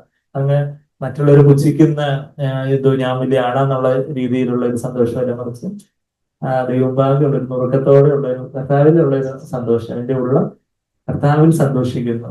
My Joy is in the Lord. എൻ്റെ ഉള്ളം കർത്താവിൽ. ഇവിടെ നമ്മളത് വായിക്കുന്ന ഇവിടെ ഒരു വിരൽ വെച്ചുകൊണ്ട് 22 ലൂക്കോസ് 22 ഒരു വിരൽ വെച്ചുകൊണ്ട്, എന്റെ ഉള്ളം യാഹിൽ പ്രശംസിച്ചിടുന്നു, എന്റെ മാനസം പ്രിയനിൽ ആനന്ദിക്കുന്നു. അതല്ലേ നമ്മളിവിടെ വായിക്കുന്നേ. നമ്മുടെ സങ്കീർത്തനം അതിൻ്റെ എൻ്റെ my heart rejoices in the Lord എന്ന 46 നമ്മളുടെ ഏതൊരു സങ്കീർത്തനത്തിന്റെ ആദ്യത്തെ വാക്യമായിട്ടാണ് എൻ്റെ ഒരു ഓർമ്മ. My soul rejoices in the Lord എന്ന് പറയുന്നത്. എനിക്കത് വാക്യം കിട്ടിയില്ലെന്ന് തോന്നുന്നു. ആർക്കെങ്കിലും കിട്ടുവാണെങ്കിൽ എടുക്കാം. എൻ്റെ ഉള്ളം, അതെ, നമ്മൾ ആ പാട്ട് അതിൽ നിന്നാണ് വരുന്നത്. എൻ്റെ ഉള്ളം യാഹിൽ സന്തോഷിക്കുന്നു, എൻ്റെ മാനസൻ പ്രിയനിൽ ആനന്ദിക്കുന്നു എന്ന് പറയുന്ന 46 സങ്കീർത്തനം എന്നായിരുന്നു എൻ്റെ ഓർമ്മ. പക്ഷെ 46 സങ്കീർത്തനത്തിൽ കർത്താവ് എൻ്റെ പ്രസന്റ് ഹെൽപ്പാണ്, തക്ക തുണയാണെന്നൊക്കെ പറയുന്നൊരു വാക്യം നമ്മളവിടെ കാണുന്നത്. എനിക്ക് 63 ആണോ, 63-ലും അതുപോലെ സിമിലർ ആയിട്ടുള്ള വേർഡ്സ് നമ്മൾ കാണുന്നുണ്ട്. My soul clings to you your right hand upholds 63-8 പറയുന്നുണ്ട്. 62 എൻ്റെ ഉള്ളം ദൈവത്തെ നോക്കി മൗനമായിരിക്കുന്നു, എൻ്റെ രക്ഷ അവനിൽ നിന്ന് വരുന്നു. അപ്പൊ അതുപോലെ ഞാൻ പിന്നീട് അങ്ങനെ ആ വേഴ്സ് കിട്ടുവാണെങ്കിൽ ഞാൻ നോക്കി പറയാം. അപ്പൊ ഞാൻ പറഞ്ഞത് നമുക്ക് തിരിച്ച് അപ്പൊ അങ്ങനെയാണെങ്കിൽ ലൂക്കോസ് 22 വരാം. അതായത് കർത്താവിന് നമ്മുടെ സന്തോഷം. ബാക്കി ലോകപ്രകാരമുള്ള ലോകപ്രകാരമുള്ള ഒരു ദുഃഖവും സന്തോഷമല്ല. കർത്താവിന് നമ്മുടെ സന്തോഷം. നമ്മൾ ലൂക്കോസ് 22 തിരിച്ചു വരുമ്പോൾ നമ്മൾ അതും കൂടെ കണ്ടു, അതും കൂടെ കാണണം. എന്താ, കർത്താവിന്റെ വചനങ്ങൾ ഓർത്തു എന്ന് നമ്മൾ കണ്ടു. അവൻ യേശുവിലേക്ക് നോക്കി, കർത്താവ് നോക്കി, യേശുവിലേക്ക് അവനും നോക്കി, പത്രോസും നോക്കി.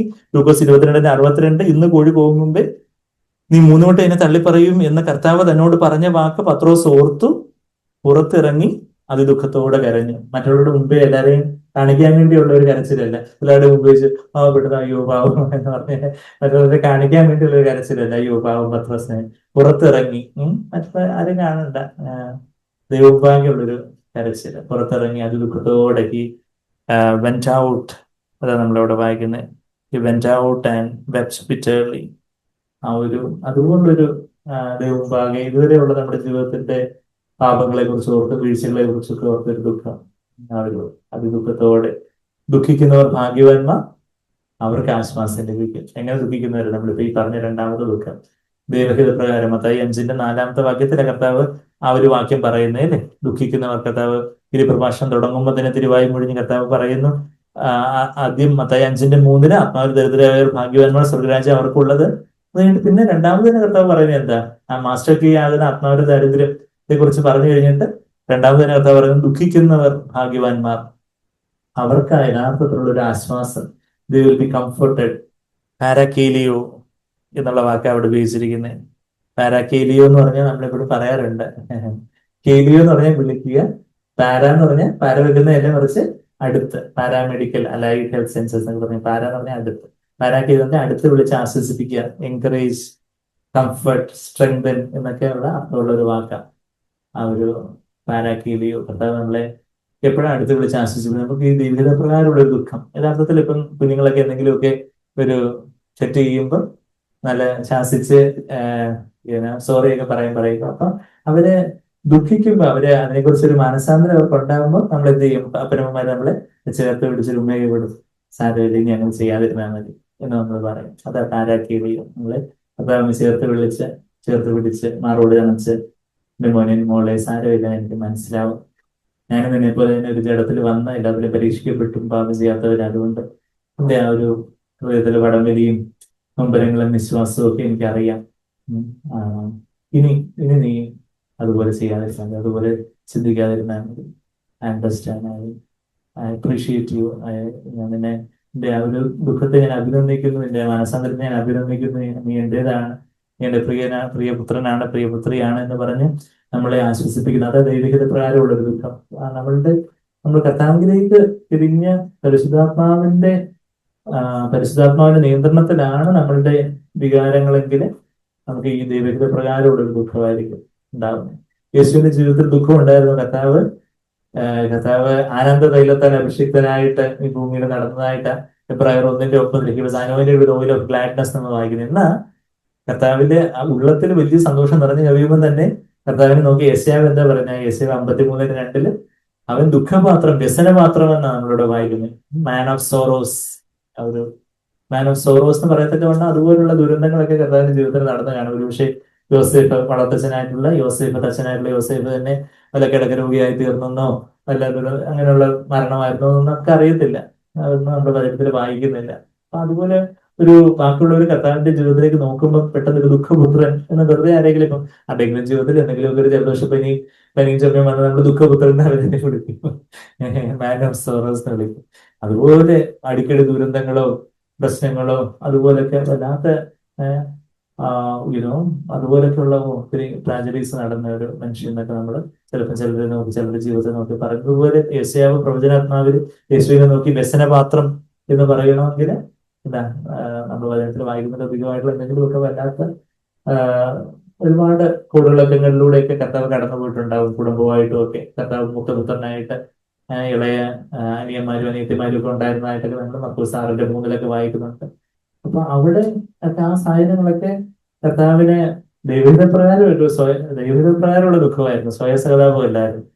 മാത്രമല്ല നമ്മള് യോഹന്നാന്റെ സുവിശേഷം ആ 2-3 വാക്യങ്ങൾ പലപ്പോഴും നമ്മൾ പറഞ്ഞിട്ടുള്ള യോഹന്നാൻ 11, 12, 13 അധ്യായങ്ങളില് യേശുവിന്റെ ദൈവഹിത പ്രകാരമുള്ള ഒരു കലങ്ങൽ, ഒരു ദുഃഖം, കർത്താവിന് ഉള്ളം നൊന്ത് കർത്താവ് കലങ്ങി എന്നുള്ള കാര്യം നമ്മൾ കാണുന്ന 3 വാക്യങ്ങൾ നമ്മൾ യോഹന്നാൻ 11, 12, 13 അധ്യായങ്ങൾ വായിക്കുന്നുണ്ട്. 11-ാം അധ്യായത്തിൽ കർത്താവ് എവിടെ ചെന്നേ? ഒരു മരണ വീട്ടിലാണ് ചെന്നേ. ആരുടെ മരണ വീട്ടിലാണ്? ലാസറസിന്റെ മരണം വീട്ടിൽ ചെന്നപ്പോൾ കർത്താവ് ലാസറസിനെ ഞാൻ ഇപ്പം ഉയർപ്പിക്കാൻ പോകും, അതുകൊണ്ട് നമുക്ക് കൈയടിച്ച് പാട്ടുപാടാന്ന് പറഞ്ഞ് കർത്താവ് അവിടെ ആർത്ത് ഘോഷിക്കുവാണ് ചെയ്യുന്നത്. മരണം വീട്ടിൽ ചെന്ന് ഇന്ന് മരണം വീട്ടിൽ ചെന്ന് മാധ്യമപ്രവർത്തകർ ചെയ്യുന്ന കൊലപാതകങ്ങളെ കുറിച്ചൊക്കെ നമ്മൾ പത്രത്തിൽ വായിച്ച്, അവരെന്തെങ്കിലുമൊക്കെ ചെന്ന് ഷോൾ അണിയിക്കാൻ ചെന്നെന്ന് അതിനൊക്കെ പറഞ്ഞ് വായിച്ചു. പക്ഷെ കർത്താവ് എങ്ങനെ? കർത്താവ് ദുഃഖിക്കുന്നവരോടുകൂടി ദുഃഖിക്കുവിൻ എന്നാണ് നമ്മള് റോമർ 12:15 വാക്യത്തിലൊക്കെ വായിക്കുന്നത്. അപ്പൊ അതുപോലെ കർത്താവ് അവിടെ ചെന്നപ്പോൾ കർത്താവിനെ അറിയാം. ആത്മാവ്, പരിശുദ്ധാത്മാവ് പിതാവിൽ നിന്ന് പറഞ്ഞു കൊടുത്ത് കാണും. നീ കർത്താവിനെ പറയുന്നുണ്ട്, ഉറങ്ങുവാന്നുള്ള കാര്യമൊക്കെ പറയുമ്പോൾ ഉയർപ്പിക്കാൻ വേണ്ടിയാണെന്നുള്ള കാര്യം കർത്താവിന് അറിയാം. എങ്കിലും അവരുടെ ദുഃഖത്തിൽ കർത്താവ് പങ്കുചേർന്ന കാര്യമാണ് നമ്മൾ വായിക്കുന്നത്. ബൈബിളിലെ ഏറ്റവും ചെറിയ വാക്യം ഏതാ? ഈ യോഹന്നാൻ 11:35 വാക്യം. അവിടെ എന്താ വായിക്കുന്നത്? യേശു കണ്ണുനീർ വാർത്തു, ജീസസ് വെപ്റ്റ്. അതിന് തൊട്ട് മുമ്പേ നമ്മൾ അതിന് 33-ാമത്തെ വാക്യത്തിൽ എന്താ വായിക്കുന്നത്? അവൾ കരയുന്നതും അവളോട് കൂടി വന്ന യഹൂദന്മാർ കരയുന്നത് യേശു കണ്ടിട്ട് ഉള്ളം നൊന്ത് കലങ്ങി എന്ന് വായിക്കുന്നുണ്ട്. അത് ഉള്ളം നൊന്ത് കലങ്ങി. He was deeply moved in spirit, pneuma spirit, ആത്മാവിൽ. ഉള്ളം നൊന്നുള്ളത് ശരിക്കും ശരിക്കും ട്രാൻസ്ലേഷൻ ആത്മാവില്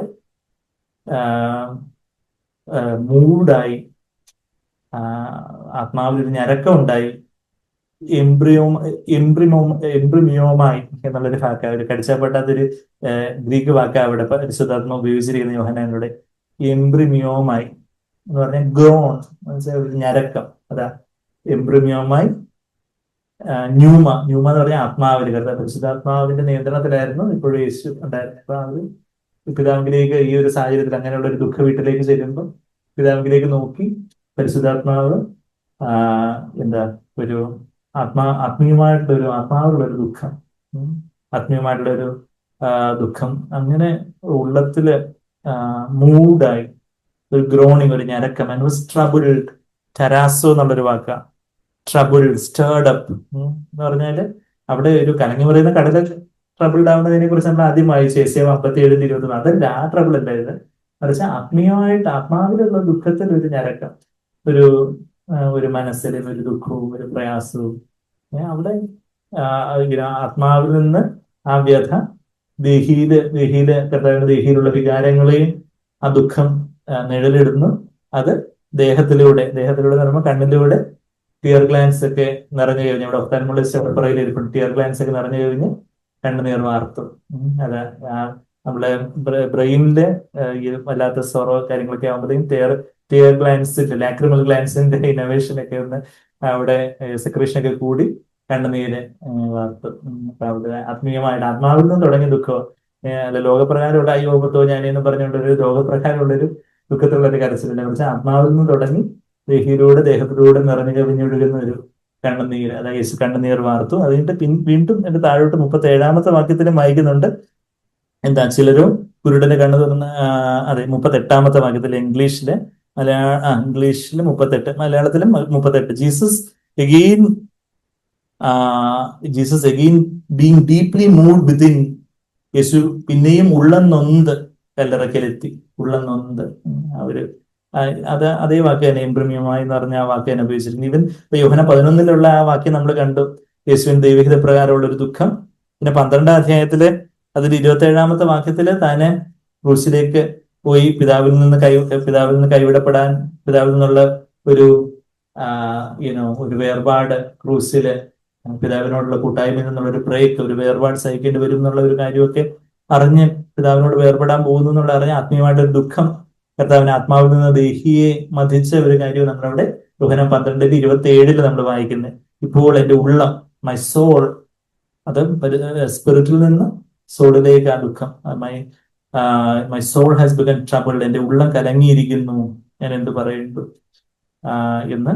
അങ്ങനെയുള്ളൊരു സമയത്ത്, ഉള്ളം കലങ്ങുന്ന സമയത്തും എന്നെ ഇതിൽ നിന്ന് രക്ഷിക്കണേന്നല്ല പറയുന്നത്, ഈ നാഴികയിൽ നിന്ന് രക്ഷിക്കണമെന്നാണോ?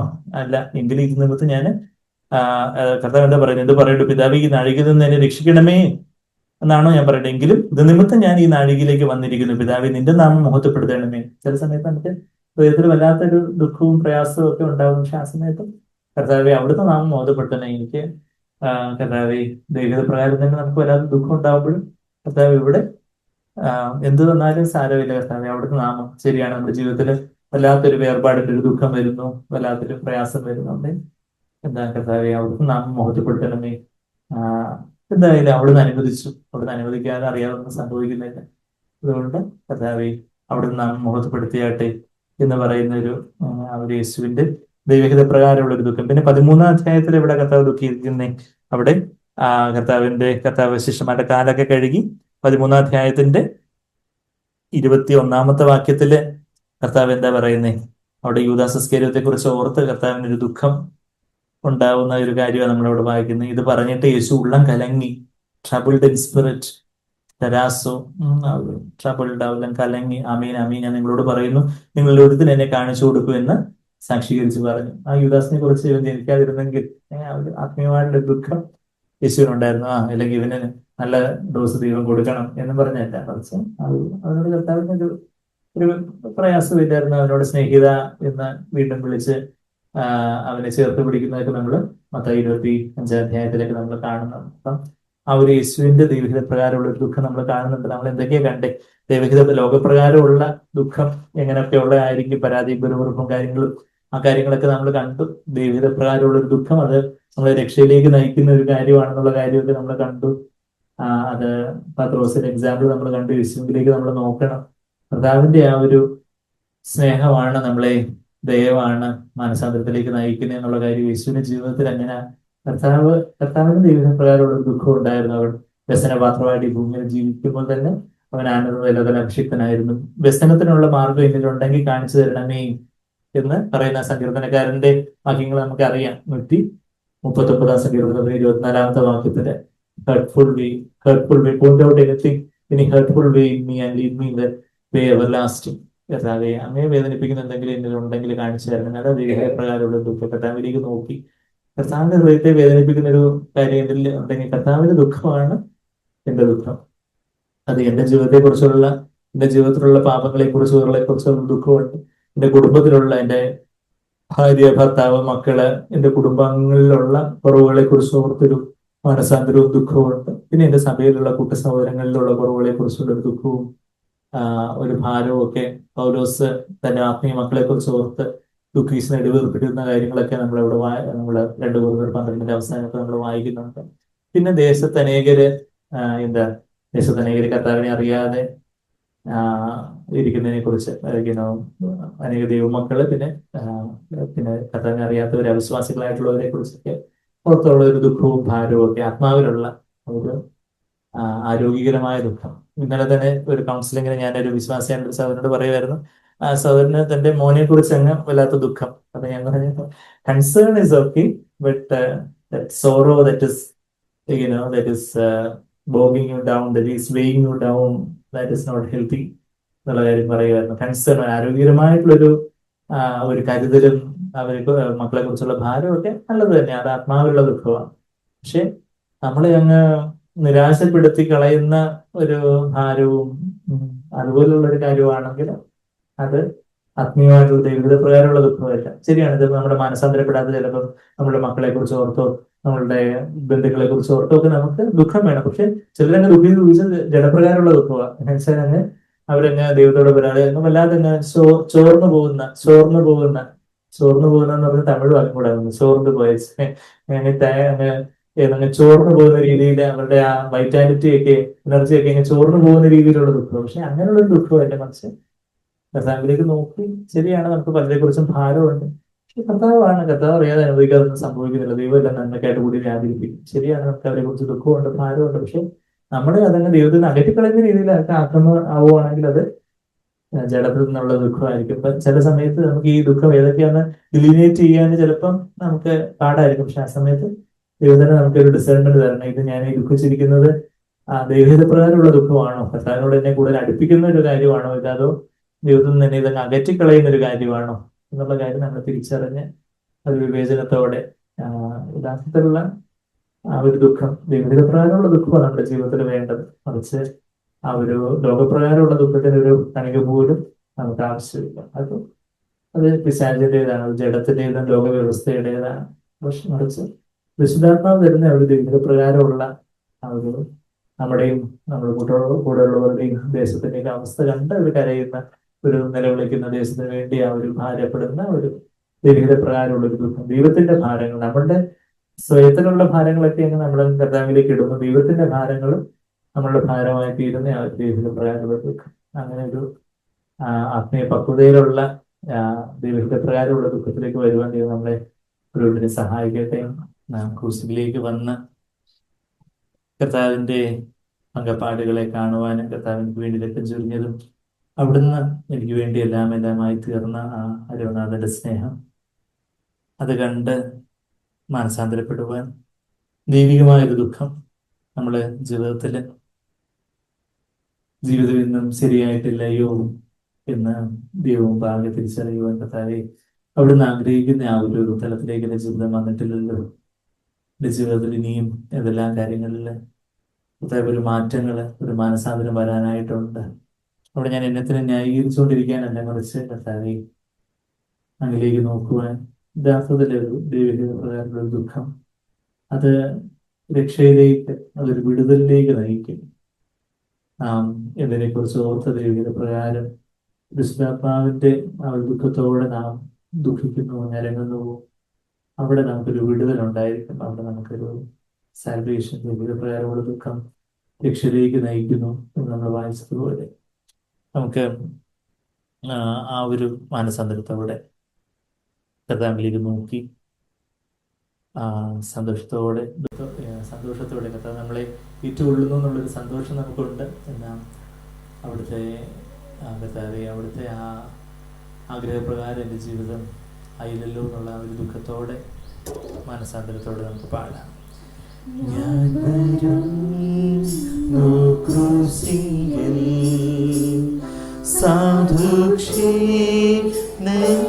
സാധുക്ഷീണൻ സർവം എനിക്ക്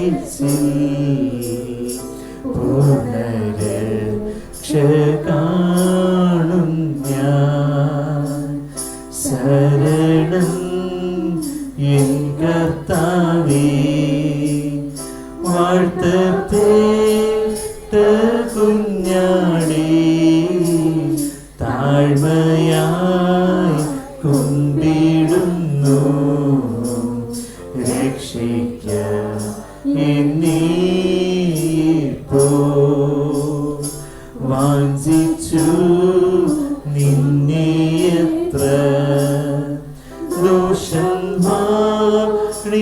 ദോഷന്മാരിത്ര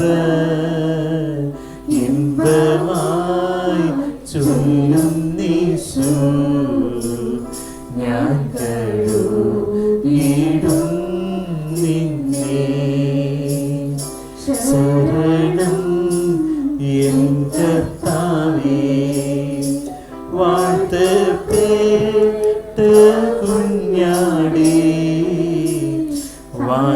വാഴ്ചയായി കുമ്പിടുന്നു രക്ഷിക്ക എന്നീപ്പോ മുറ്റും ഞാൻ തരും നീതാ ഭൂനിക്ഷേപം മുഴുവൻ ദേഹം ദേഹി സമസ്തം എന്നേക്കും നിന്റേതു ഞാൻ ശരണം എൻ കർത്താവേ വാഴ്ത്തപ്പെട്ട കുഞ്ഞാടേ താഴ്മയായി കുമ്പിടുന്നു രക്ഷിക്ക നിന്നീപ്പോ യേശുവൻ നിന്നാത്മാവേ നിറയ്ക്കുന്നു പൂർത്തിയായി സുഖമിന്നും പൂർണ്ണമായി മഹത്വം കുഞ്ഞാട്ടിന് ശരണം എൻ കർത്താവേ വാഴ്ത്തപ്പെട്ട കുഞ്ഞാടേ താഴ്മയായി കുമ്പിടുന്നു രക്ഷിക്ക എന്നീപ്പോ ഇന്നാശ്രയം യേശുവിൽ വാഴ്ത്തപ്പെട്ട കുഞ്ഞാട്ടിൽ താഴ്മയായി കുമ്പിടുന്നു രക്ഷിക്കും നിപ്പോളീശു ശരണം എൻ കർത്താവേ വാഴ്ത്തപ്പെട്ട കുഞ്ഞാടേ താഴ്മയായി കുമ്പിടുന്നു രക്ഷിക്ക എന്നീപ്പോ കർത്താവേ എന്നെ രക്ഷിക്കണമേ, മുറ്റുമായും രക്ഷിക്കണമേ. എൻ്റെ ആത്മാവിനെ മാത്രമല്ല എൻ്റെ ദേഹിയെയും കർത്താവേ പാപത്തിൻ്റെ ശിക്ഷയിൽ നിന്ന് മാത്രമല്ല പാപത്തിൻ്റെ ശക്തിയിൽ നിന്നും എന്നെ പൂർണ്ണമായും രക്ഷിക്കണമേ. നമ്മുടെ ജീവിതത്തിൽ നമ്മൾ എവിടൊക്കെയാണ് യഥാർത്ഥത്തിൽ ദൈവികമായ ഒരു ദുഃഖം നമുക്ക് വരേണ്ടതായിട്ടുള്ളത്, പരിശുദ്ധാത്മാവ് തന്നെ നമുക്കത് കാണിച്ചു തരട്ടെ. യേശുവിൻ്റെ ഹൃദയം നമ്മെ പ്രതി എവിടൊക്കെ വിങ്ങുന്നുവോ അവിടങ്ങളിൽ നമുക്കും ഒരു വിങ്ങലും ദുഃഖവും കർത്താവിന്റെ ഹൃദയത്തിന്റെ ദുഃഖം പരിശുദ്ധാത്മാവിലൂടെ എൻ്റെ ഹൃദയത്തിന്റെ ദുഃഖമായിട്ട് മാറുന്നു. അതെന്നെ യഥാർത്ഥത്തിലുള്ള ഒരു യൂറ്റേണിലേക്ക്, മാനസാന്തരത്തിലേക്ക് നയിക്കുന്നു. കർത്താവിലേക്ക് തിരിഞ്ഞ് ഇന്നതിനെ സമ്പൂർണ്ണമായിട്ട് കർത്താവിനായിട്ട് ഏൽപ്പിച്ചു കൊടുക്കുവാൻ എന്നെ അപാപബന്ധനത്തിൽ നിന്നൊക്കെ രക്ഷിക്കുന്ന ഒരു ദൈവികമായ ദുഃഖമായിട്ട് അത് മാറും. ആ ദൈവികമായ ദുഃഖം അത് വലിയൊരു വിടുതലിന്റെ സന്തോഷത്തിന്റെ ആർപ്പായിട്ട് മാറും. ദൈവിക ദുഃഖത്തിന്റെ മാനസാന്തരത്തിന്റെ താഴ്വരയിലാണ് വലിയ ആത്മസന്തോഷത്തിന്റെ പുഷ്പങ്ങൾ വിരിയുന്നത്. കർത്താവേ, അവിടുത്തെ ആ ദൈവികമായ ദുഃഖം അതുപോലെ ആ ദൈവികമായ സന്തോഷത്താൽ ഞങ്ങൾ ഇറക്കണമെന്ന് പ്രാർത്ഥിക്കാം. നമ്മെ തന്നെയും തന്നെ മുമ്പാകെ ഏൽപ്പിക്കാൻ. നമ്മള് മുമ്പ് എനിക്ക് റെഫറൻസ് കിട്ടാതെ പോയ വാക്യം യെശയ്യാ 61:10 വാക്യത്തില എൻ്റെ ഉള്ളം കർത്താവിൽ സന്തോഷിക്കുന്നു. യെശയ്യാ 61:10 നമ്മളത് വായിക്കുന്നു. കർത്താവിൽ തന്നെ ഒരു സന്തോഷം, ആശ്വാസം, വലിയൊരു സാന്ത്വനം, അവിടുത്തെ മാർവിലുള്ള ഒരു വലിയ സാന്ത്വനവും ആശ്വാസവും അത് നമ്മുടെ ഹൃദയത്തിൽ നിറയട്ടെ. നന്ദി പിതാവേ, അവിടെ ഞങ്ങളോട് സംസാരിച്ചതിനായിട്ട് നന്ദി പറയുക. കർത്താവിൽ നമുക്ക് ഒരുമിച്ച് കർത്താവിന് നന്ദി പറയാം. കർത്താവിന്റെ വചനങ്ങൾക്കായിട്ട് സ്തോത്രം ചെയ്യുന്ന thank you father, thank you Jesus, thank you Lord for every word that proceeded from your mouth today morning Lord. അവിടുത്തെ വായിൽ നിന്ന് വന്ന എല്ലാ വാക്യങ്ങൾക്കായിട്ട് സ്തോത്രം. നന്ദി യേശുവേ, നന്ദി യേശുവേ, നന്ദി. കർത്താവേ, വാക്യം ഞങ്ങളെ വിടുതലിനായിട്ട്, കർത്താവ് സൗഖ്യത്തിനായിട്ട് ഇടയാക്കി തീർക്കട്ടെ, രക്ഷയ്ക്കായിട്ട് ഇടയാക്കി തീർക്കട്ടെ. രോഗപ്രകാരമുള്ള ഒരു ദുഃഖമല്ല കർത്താവേ. ഇനി ഞങ്ങളുടെ ജീവിതത്തിൽ എന്തെല്ലാം പ്രയാസങ്ങളോ കഷ്ടപ്പാടുകളോ രോഗങ്ങളോ പ്രയാസങ്ങളോ ഒക്കെ വന്നാലും കർത്താവേ, ലോകപ്രകാരമുള്ള ഒരു ലോകപ്രകാരമുള്ള ആ ദേഹിയിലുള്ള ദുഃഖത്തിനൊരു കണിക പോലും ഞങ്ങൾക്ക് വേണ്ട കർത്താവേ. ആത്മാവിലുള്ള ഒരു ദുഃഖം മതി. അങ്ങേ വേദനിപ്പിച്ചല്ലോ എന്നുള്ളൊരു വേദന.